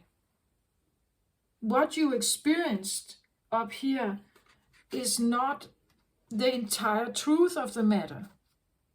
There's a sword here that you can take. There's a sword here. As I said also with the snake here, and it could be the feeling that the divine wants to heal you, but you are resisting the last step here. As I said with me, it's like my ego kept repeating the same three things, like it wouldn't listen to anything else. Right? It wouldn't listen. That would be this. This card talks upright. It talks about healing. But when reversed, it could be reluctance of healing. Because what it means for you is that then I have to surrender to the idea that I'm part of the universe. That I'm not just me, my ego existence. I'm actually not as big as I am here. I'm smaller and part of an eternal process. It means that I'm shrinking then. Then it means that I have to let go of something that I identify with and feel good about maybe. I have done all this work. I've been this warrior. I've been this hermit. I've been healing. I've been walking my steps. And now you tell me that I'm just small? Now you tell me I'm not a light warrior or a healer of the earth or an earth angel or something, whatever this is, which can also be an egoic identity. Now you tell me I'm not that. And I've done all this work. And now you want me to step over here and surrender to eternity and the universe. And it could be the feeling, I'm not ready to do that, or this doesn't feel right to me. I thought I was here to be a warrior. I fought against the scorpions here, right? I thought this was my mission. I thought that I came in here to do something. I don't know. But do you get my point of this? This is like the divine is here that you don't need to fight anymore. There's nothing to fight against. Because when you connect with divinity,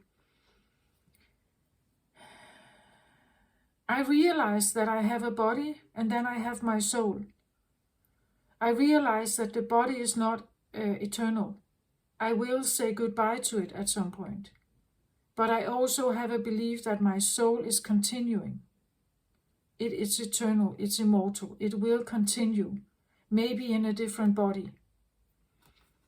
But there is no reason for me to fight this idea of death perhaps, or that even if I feel like I can't be healed, it's only in this lifetime.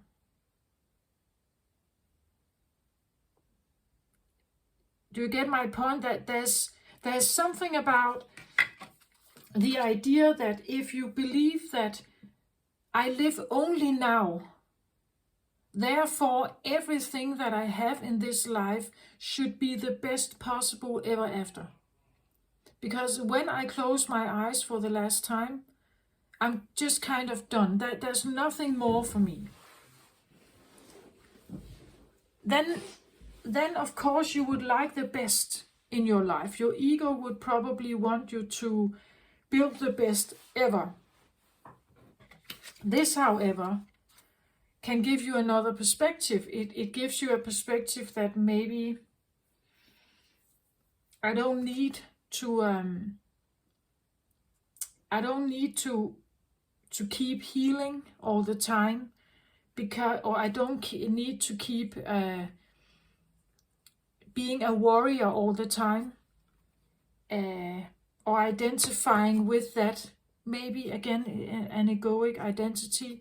I don't need to do that. Divinity is not like that. Divinity has nothing to do with being in trouble, being in, like, there's no death and no living. It's a constant. There's no black and white. This is not needed. You will not die or be threatened to die. You will not heal. That's divinity. The divinity part is that, right? It's there is no time here. There's no time to heal. There's no time to break your heart. This is not there. It's not present. We could even say that in divinity you realize there is no heartbreak, and thus no need to heal it. The experience of being threatened in the 3D realm is not existing. All the fears and stuff we may experience in the human realm doesn't exist here. It's not part of, it's not on the agenda, it's not there.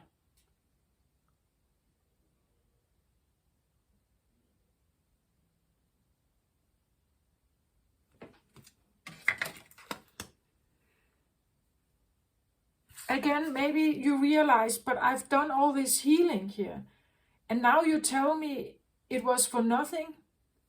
Of course it wasn't for nothing. You realize this, and you had no access to this before. You realize, like, a divine opportunity that you could learn something here, or you could re-interact with something. But it means for you to do that, you still need to let go of maybe the warrior part, the soldier that is trying to find some deeper knowledge about life and you and your identity and so on, your life mission or something. Now you have to release that. Or at least, maybe that's the question you feel is right in front of you. What am I going to do about it? Should I just go around you? Or what do you want? What do you want from me, right?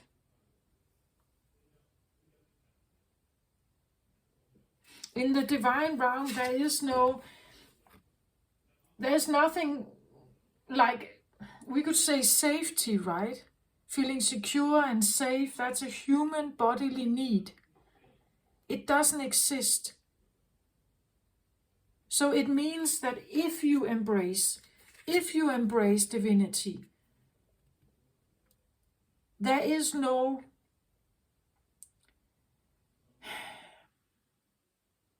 in the divine realm, there is no suffering. But you're still in a human form. In the divine benevolent realm, there is no suffering. There are no fears.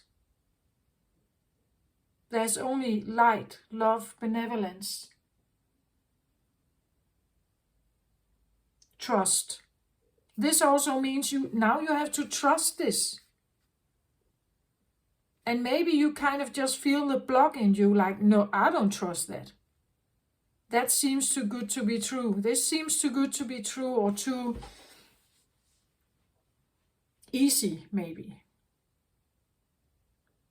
Because that's not what we feel like, right? We feel like we could be old souls. We have been around for many times. We have gone through the survival mode, fear stuff many times. And now you tell me that there's a way of being where everything is safe. Again, these two are having a debate with each other, I feel like, right? So the human, we could even say the old soul human here, is now having a debate with what inside of you that is eternal soul. Because these two, they are going to see the existence on earth from two different perspectives. This is a bodily one, bodily, very oriented one. Dense, it takes up more space, it's bigger, denser, where this is not. I feel like there can be this feeling of like a debate, a push and pull between two very opposing beliefs. That could also be it. Maybe it has nothing to do with immortality or stuff like that. Maybe it's just that you're up against something else that sees the world from an entirely different perspective than you. Right? They come from a different perspective entirely. And you kind of standing there and thinking, but I believe that what I have experienced as a soul on earth, as a human being on earth, what I have experienced is correct. And they are telling another story. They see it from a totally different point of view. And how do such two very opposing energies figure out a common thread maybe to move forward? Is that even possible?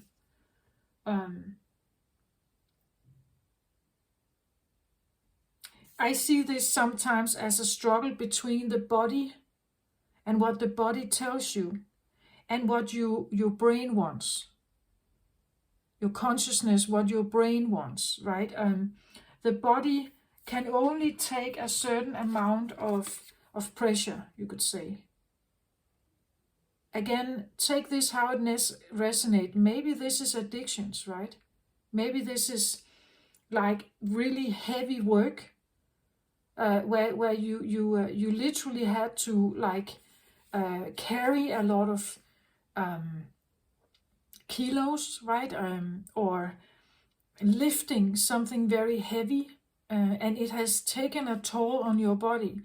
Well, in the beginning, where you only carry one wand, maybe it's not that heavy, but over an entire time, or maybe timelines here, different time or different lives here, it has built up a heaviness somehow. And maybe you could lift very heavy stuff in your youth, and now at this point in time you can't. Now you are looking at this and it doesn't seem very heavy perhaps, but still lifting that one may still feel like a heavy lift for you.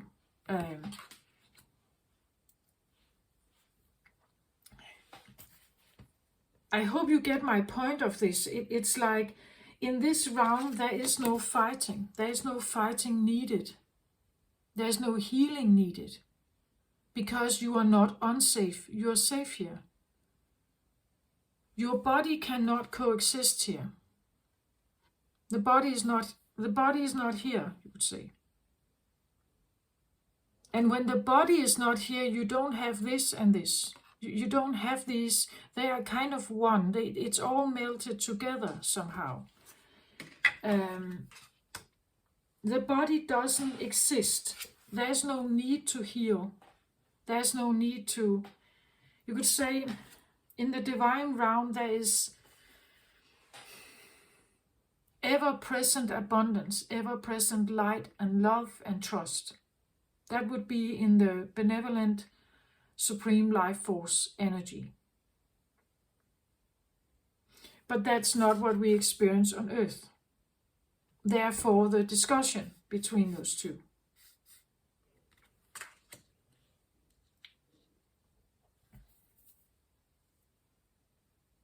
And again, in the beginning, maybe you felt like, I have to armor up. This is going to be difficult.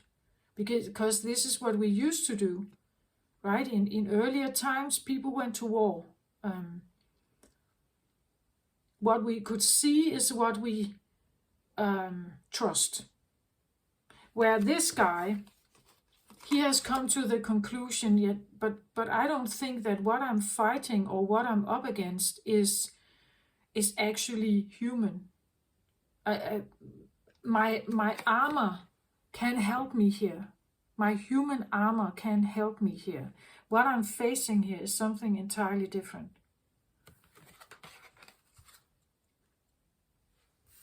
Next card out, I get the 10 of Pentacles. Yeah, exactly. Abundance. There's abundance here. Light, trust, love. Everything is cared for. Everything. The body is not needed, right? The body is not needed. And therefore there is no sense of being safe or not. You will always be safe there. There is no need to heal anything. There's no need to be a warrior. You can lay down your weapons. There's no need to fight. And there's a constant supply. 10 of Pentacles is overflowing abundance. A constant supply of everything. Everything you need. Everything you could desire. So it could be the feeling of, like, from becoming fierce and going through and facing the scorpions here and everything, where you felt like you had to armor up somehow and became more defensive, maybe towards people around you. You were operating from a certain code and honor, your own, maybe, code and honor, wanting to heal yourself here. You have come to a point where you're facing something else here that is, I want to say, very different from you. And it could be, as I said, like this divinity thing, like, because it's so different and it doesn't understand, right? If you are an immortal God and you talk to a human, how should they ever be able to understand each other? That's what I feel like. It's like you stand in front of someone or something that doesn't really understand where you come from, the human condition. They don't understand where you come from. They see you differently. They understand Earth and existence, like life in itself. They understand it totally different than you. They don't have a body, perhaps. Maybe they are only consciousness. They don't have a body. They never feel unsafe. They don't feel threatened or in survival mode. Maybe what you found here is something that wants to communicate with you. Can we get another card on this one? What's the snake, please? And the Hermit card. It could be that you are communicating or somehow having a conversation with something here that is not living, or it's not visible. You can't see it with your mind's eye, with your eyes, right? Maybe you can feel it. Maybe you can feel and aware, like something is there somehow, but you can't see it. You can't, and it feels very fixed. Like it has a certain way of seeing life, or existence, awareness, consciousness, whatever this is. If it's not a person. Right, it could be that it's like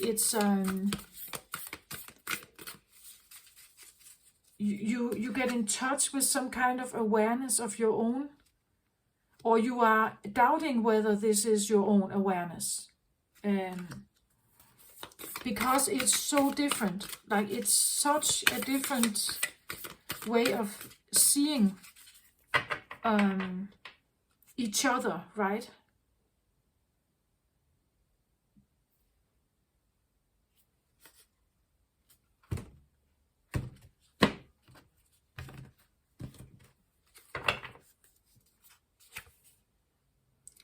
The Akashic Library, interesting, yeah. And then at the bottom of the deck, I get loving elementals. Again, this feeling of like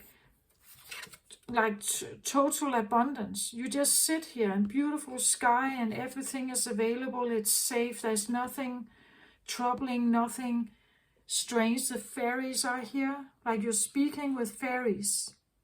It could be something you were able to do when you were a child.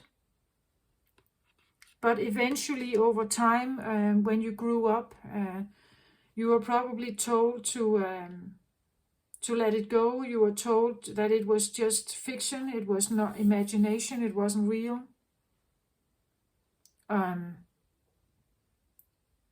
Right? But look at how abundant this, how beautiful this is. Just this little child just sitting there. Beautiful fairies coming here and speaking to her, right? Beautiful, yeah. It comes across as very safe, very peaceful, very calm, playful also, easy and playful kind of energy here. But look at this Akashic Library and the colors of this. So I get the feeling that the snake here is like, it could be that you are actually facing your Akashic Library here, that you come to a point where you're standing in front of something, that now it's opening. This Akashic Library is opening now. This means that it talks about, you could say, the idea of reincarnation. It talks about the idea that you as a soul, you have been here before. It talks about that from each lifetime that you have experienced on earth, you have learned something. And every time you have learned something, there is a new encounter in the library. There's a new book on your shelf. Your particular shelf has different books. And in each book, there is a knowledge of what you have learned. During that lifetime, you had some experiences with certain people and certain encounters you had. And now it's like you get to see it. You get to understand that you have been here before. You may have done this before. You may have been this kind of seeker before. You get to have knowledge from the Akashic Library. You get to understand that maybe the bubble you have lived in, as I said, maybe you thought that when you died there was nothing after it. Now you get to see that maybe there is something, because you realized, as I said before, it's the feeling that maybe you've done this before, that some of this seems familiar. I have encountered some of this before. The feeling that you have been here before. Maybe you have actually been the librarian here. Maybe you suddenly realize whom I'm talking to here, whom I'm having a conversation with, is the librarian here in the Akashic archives. They are writing the story right now. Something I'm learning. Something I'm learning from whatever it is that I'm facing here. They are writing it while I'm still here, while I'm still searching. They are writing it. Right? Maybe that's the one you're communicating with. it could be you in a, like, again, in the earth, in the divine realm, there's no time. So this could even be you, like forwarding. Maybe you're forwarding your experience to yourself on the other side of the veil. Like, so when you're not in human existence and you pass over, you become this one, and you write your story. Maybe it's like the conversations you may have here could feel a little bit like an email. And then when you pass over, you open the email, and then you write the Akash. You write the story of that life that you have lived. Maybe that's what you're doing. You're having conversations right now with something on the other side of the veil. Yourself maybe on the other side of the veil. I don't know, but something on the other side of the veil. Someone is listening, perhaps, and writing something down. Something you're experiencing.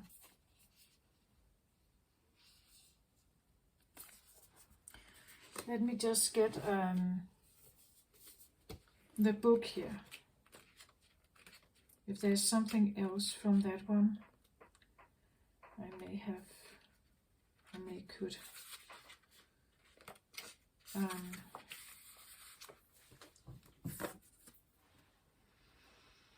So it says, card number 2. Inside the great library, candles cast a glow upon the books in the tall shelves. A sage sits thoughtfully with an open book on his table and a quill pen in hand. Sometimes this card can indicate writing or publishing a book for you. But this card also symbolizes a new initiation, an ability to manifest a new life in every way. You have moved deeper into the Akashic records and to a higher self-awareness. Further investigation may be required, but you now have a better understanding of your old motives and new purposes. That's exactly what I talk about, right? That it's like you realize, the further slices you cut, you realize that all of the stuff you've done in your past, you see it in a different point of view, right? It is also a time of heightened intuition as well as greater self-creation. During this phase, all you have to do is add a little conscious effort to write your new record in the Akash. Yeah, there is an opportunity for you to really deepen your consciousness and know that you have gotten this far, right?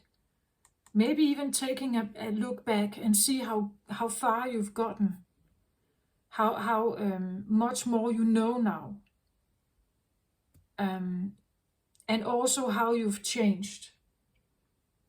To get started today, write one simple declaration about the future you wish to create and repeat it to yourself often.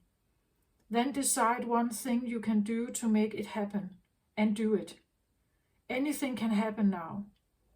The breadth of the landscape before you rest solely on the scope of your imagination and your will to own it. So it could be the feeling you are faced with something. Again, I feel like it could be quite oppositional to you, something very different than you, something you usually wouldn't do, right? But again, take a look at the journey you've already had. You started out feeling you needed to armor up, and now you walk solely like this. You have definitely changed. This is driving it. Something wise inside you, maybe a librarian here, is also driving you towards seeing something new about yourself and really come to the realization that you can change your identity, you can change your life, you can do differently. you can connect with a different version of yourself. If you can imagine it and feel it, you can create it, right? You can make affirmations, you can write a new story. But I still get the feeling it's a story where what you may want to take on, especially if it's a big transformation in your life, it requires something of you.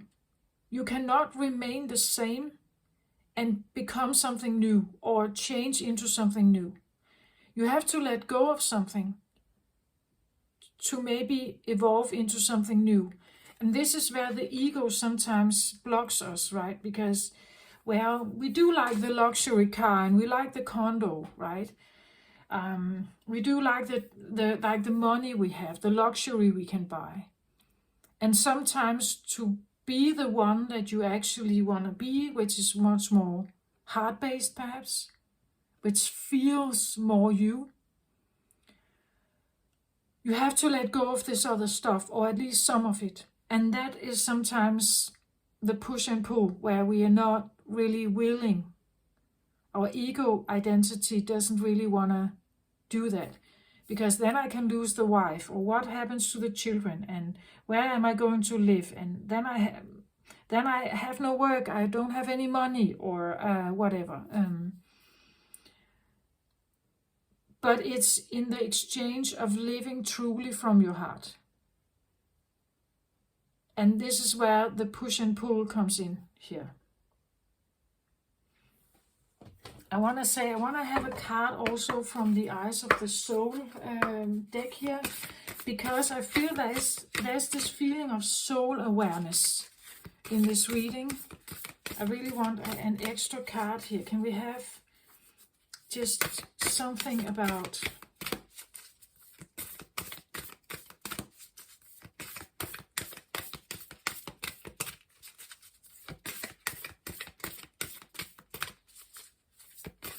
again, look at the card here, how I just see it now, how this this younger girl is standing here, looking quite fierce, right? Facing her fears here, and then how she spreads her wings and take off into the earthly, into the heavenly realm, right? This feeling that you're facing something here, and then you can spread your wings and become something else.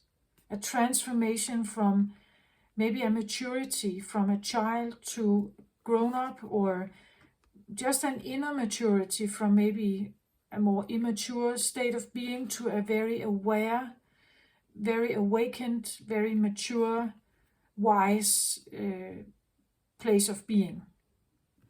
And again, look at how she has this, she's connected with something else here.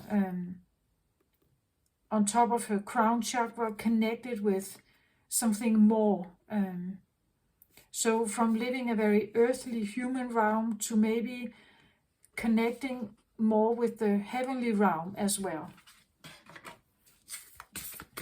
But it takes the power of 7 Scorpios here. It takes friends maybe. It takes deaths. Scorpio card in tarot is the death card. Maybe it takes many ego deaths, realizations, right? Being faced with something that feels like it takes something away from you, but you also gain something from it. Death and rebirth, right? Needing to go through maybe 7 different ego deaths, or slices here, say. And each one comes with the feeling of losing something, but also with great potential of gaining something, or rebirthing yourself as a new person.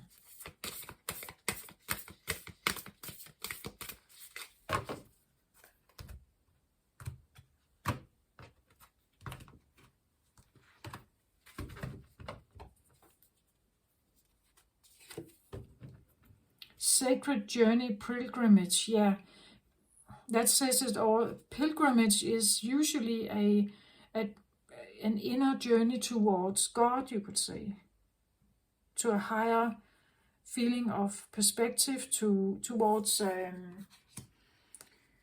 God, divinity. But I really feel like divinity within you as well.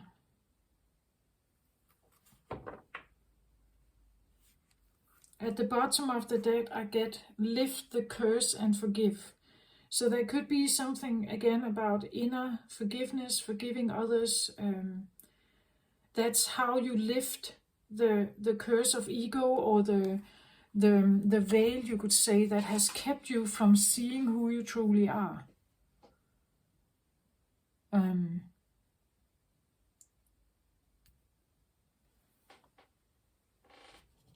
Let's have a look at this one. Sacred journey, pilgrimage. And pilgrimage is usually an interesting thing, because it comes with the feeling of, well, it's probably a bit associated with like older scriptures, right? Where people, they go through a pilgrimage can sometimes be like a route that you can take. And when you go through these cities, or when you walk on this earth, and you meet certain people, you will get more enlightened, or you will become more one with you, or what is God to you. Or but again, when I look at her, I see her as a little bit like this one, right? Pilgrimage is usually not a path of luxury. It's not a path of like material luxury. It's a path of the simple things, right? The simple beauty, the smaller, but something that really feels truly like it's the inner peace, right? It's the beauty of silence. It's the beauty of the sun rising and just witnessing that it's rising. It's the beauty of the simple things. That's what I feel like. And that's also why I feel like the shift here is quite big for you. Right, someone totally armored up here, maybe with the best, most scientific weapons here, the most luxury, the best horse available, you know, that like really top of the scale here, and then ending with or driven by actually an urge for maybe minimalism, an urge for being more non-attached to stuff in life. Again, here she's the same. Not attached to like a big castle, or the nice car and everything. It's very slicing off everything that is unnecessary, actually, and just witnessing the beauty of the smaller things, and becoming more aware of what actually feels like abundance to you. Okay, in the book it says, Sarah in Avalon, detach from all that is familiar, be open to transformation. On pilgrimage, you live outside time, moving through space. You shake off old bonds, and a sense of freedom takes their place. You travel through the landscape, knowing you will be forever changed by the journey. Such a place is the Isle of Avalon, where this painting is set. In it, Mary Magdalene's daughter Sarah stands on top of Verial Hill with Glastonbury Tor in the background. Joseph of Arimathea had landed there with his companions around 63 CE. Very old. A staff planted in the ground grew into a holy thorn tree.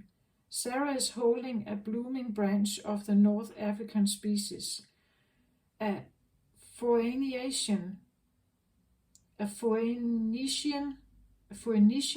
boat sits in the marshland, and the Tor is still a natural temple without a tower on top of it. The labyrinth carved track leading to the summit is the path of initiation. Under the Tor is the entrance to Anwan. In Celtic mysticism, this is the home of Gwyn ap Nudd and the fairy realm. So it seems like you are on some kind of journey here. I want to say back to something. I feel like back to something. Even though you feel like you may move forward, I get the feeling you are also moving backwards or going back to something. Because there's the fairy realm and the loving elementals here. If I can just get that card up. Like the loving elementums with the fairies here. It's almost like you are moving forward in our linear time, becoming elder maybe in the human form, but actually becoming younger in the non-living realm. It's like you become younger here and older maybe in the human realm. But the older you become here, the more you awaken a different youth inside you. And this is maybe also where we can get the feeling of like the smaller things, the magic of smaller things. It's such interesting that the card here talks about a Tor.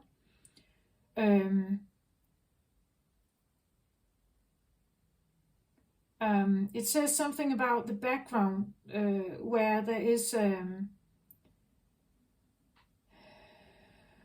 where was it? Was something like it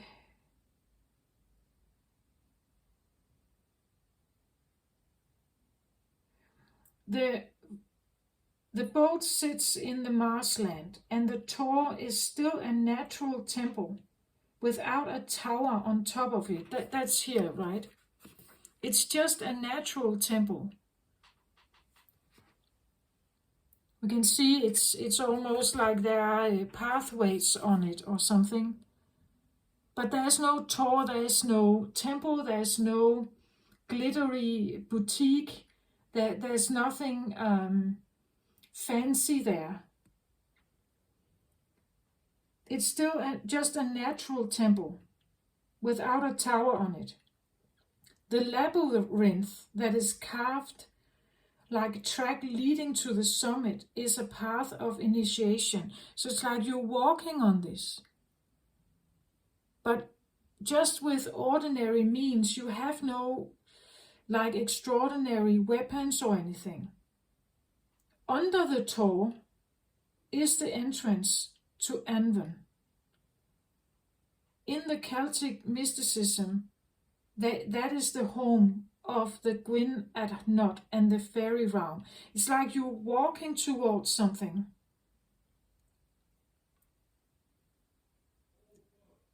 And you're trying to find an entry, I feel like.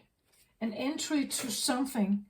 That's what I feel like when I said like the drilling or something that wants to, maybe you're trying to awaken something that has long been lost for you. Something you were able to do once. Find the entrance to this fairy realm. Maybe a fairy realm you used to be part of once. And you get to realize the more and more you're searching, the more and more you are following the tracks here. that what you're looking for comes in the natural realm. It's not with the big bling, right? And it can't be forced either. If we look at this with the force of the fire, it can't be forced. It has to be approached naturally, in the right pace, slowly maybe, without an armor, with an openness, with a trust, with a love, with appreciation. You can't force your way into it. Maybe this talks about a relationship with someone else that maybe you thought at some point I could just force my way in, but realizing over time that was not possible. Actually, I need to become the opposite. Maybe I need to take off the armor. Maybe I come in with my awareness now. I come in with the knowledge I've learned from the many lifetimes I've been around. Maybe it's this idea that fighting and using force is not leading anywhere. That actually I need to come in with a totally different approach to something. A more loving awareness approach, and trust. Where over here, if you use the Akash, we would go back and we would see how force has been yielded into wars, how it has been yielded as punishment, and that power has been yielded in a very masculine way, in a very domineering way. And maybe you're realizing that's I know now that it's not helping. I can't use force to get my will. Well, I can get my will, but I can't have love from it. Right? And maybe I can have people bowing to me. Maybe they bow to me and they do my bidding, but it has nothing to do with love. Right? If I want love, I have to bend also. I have to not be forceful. I have to stand in a different manner. I have to not have weapons in my hand. I have to be patient, maybe, and trustful that to find the entrance. Otherwise, I can't find the entrance. Again, as I said, you could be facing someone here who is very oppositional to you, very different point of view, someone very fixed, something that doesn't want to move, it doesn't want to seek alliance, it doesn't want to, and if it doesn't want to seek alliance, you can use two things, right? You can use force and war and dominance, or you can try to use understanding, trust, love, that time will make something happen. As long as I stand without any kind of threat to them, I have no armor here, then potentially they will work with me, or we can find some kind of alliance or something. There could be this feeling that someone is realizing that, but that has been a pilgrimage, right? It has been a journey through several layers of your ego, perhaps, to come to that realization.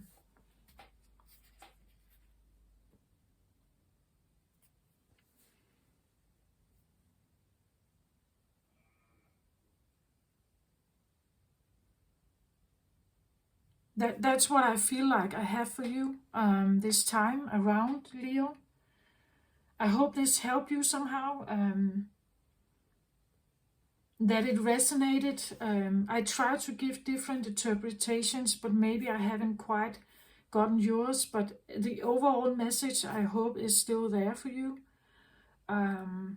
If you like what I do, please subscribe or click the thumbs up button. click the notification bell so you will have or you will be notified when I put out other videos. But this is what I had for you this time around. I hope this helped you somehow. Please take care of yourself out there, Leo. I wish you the very best. Love and light to you. Bye bye.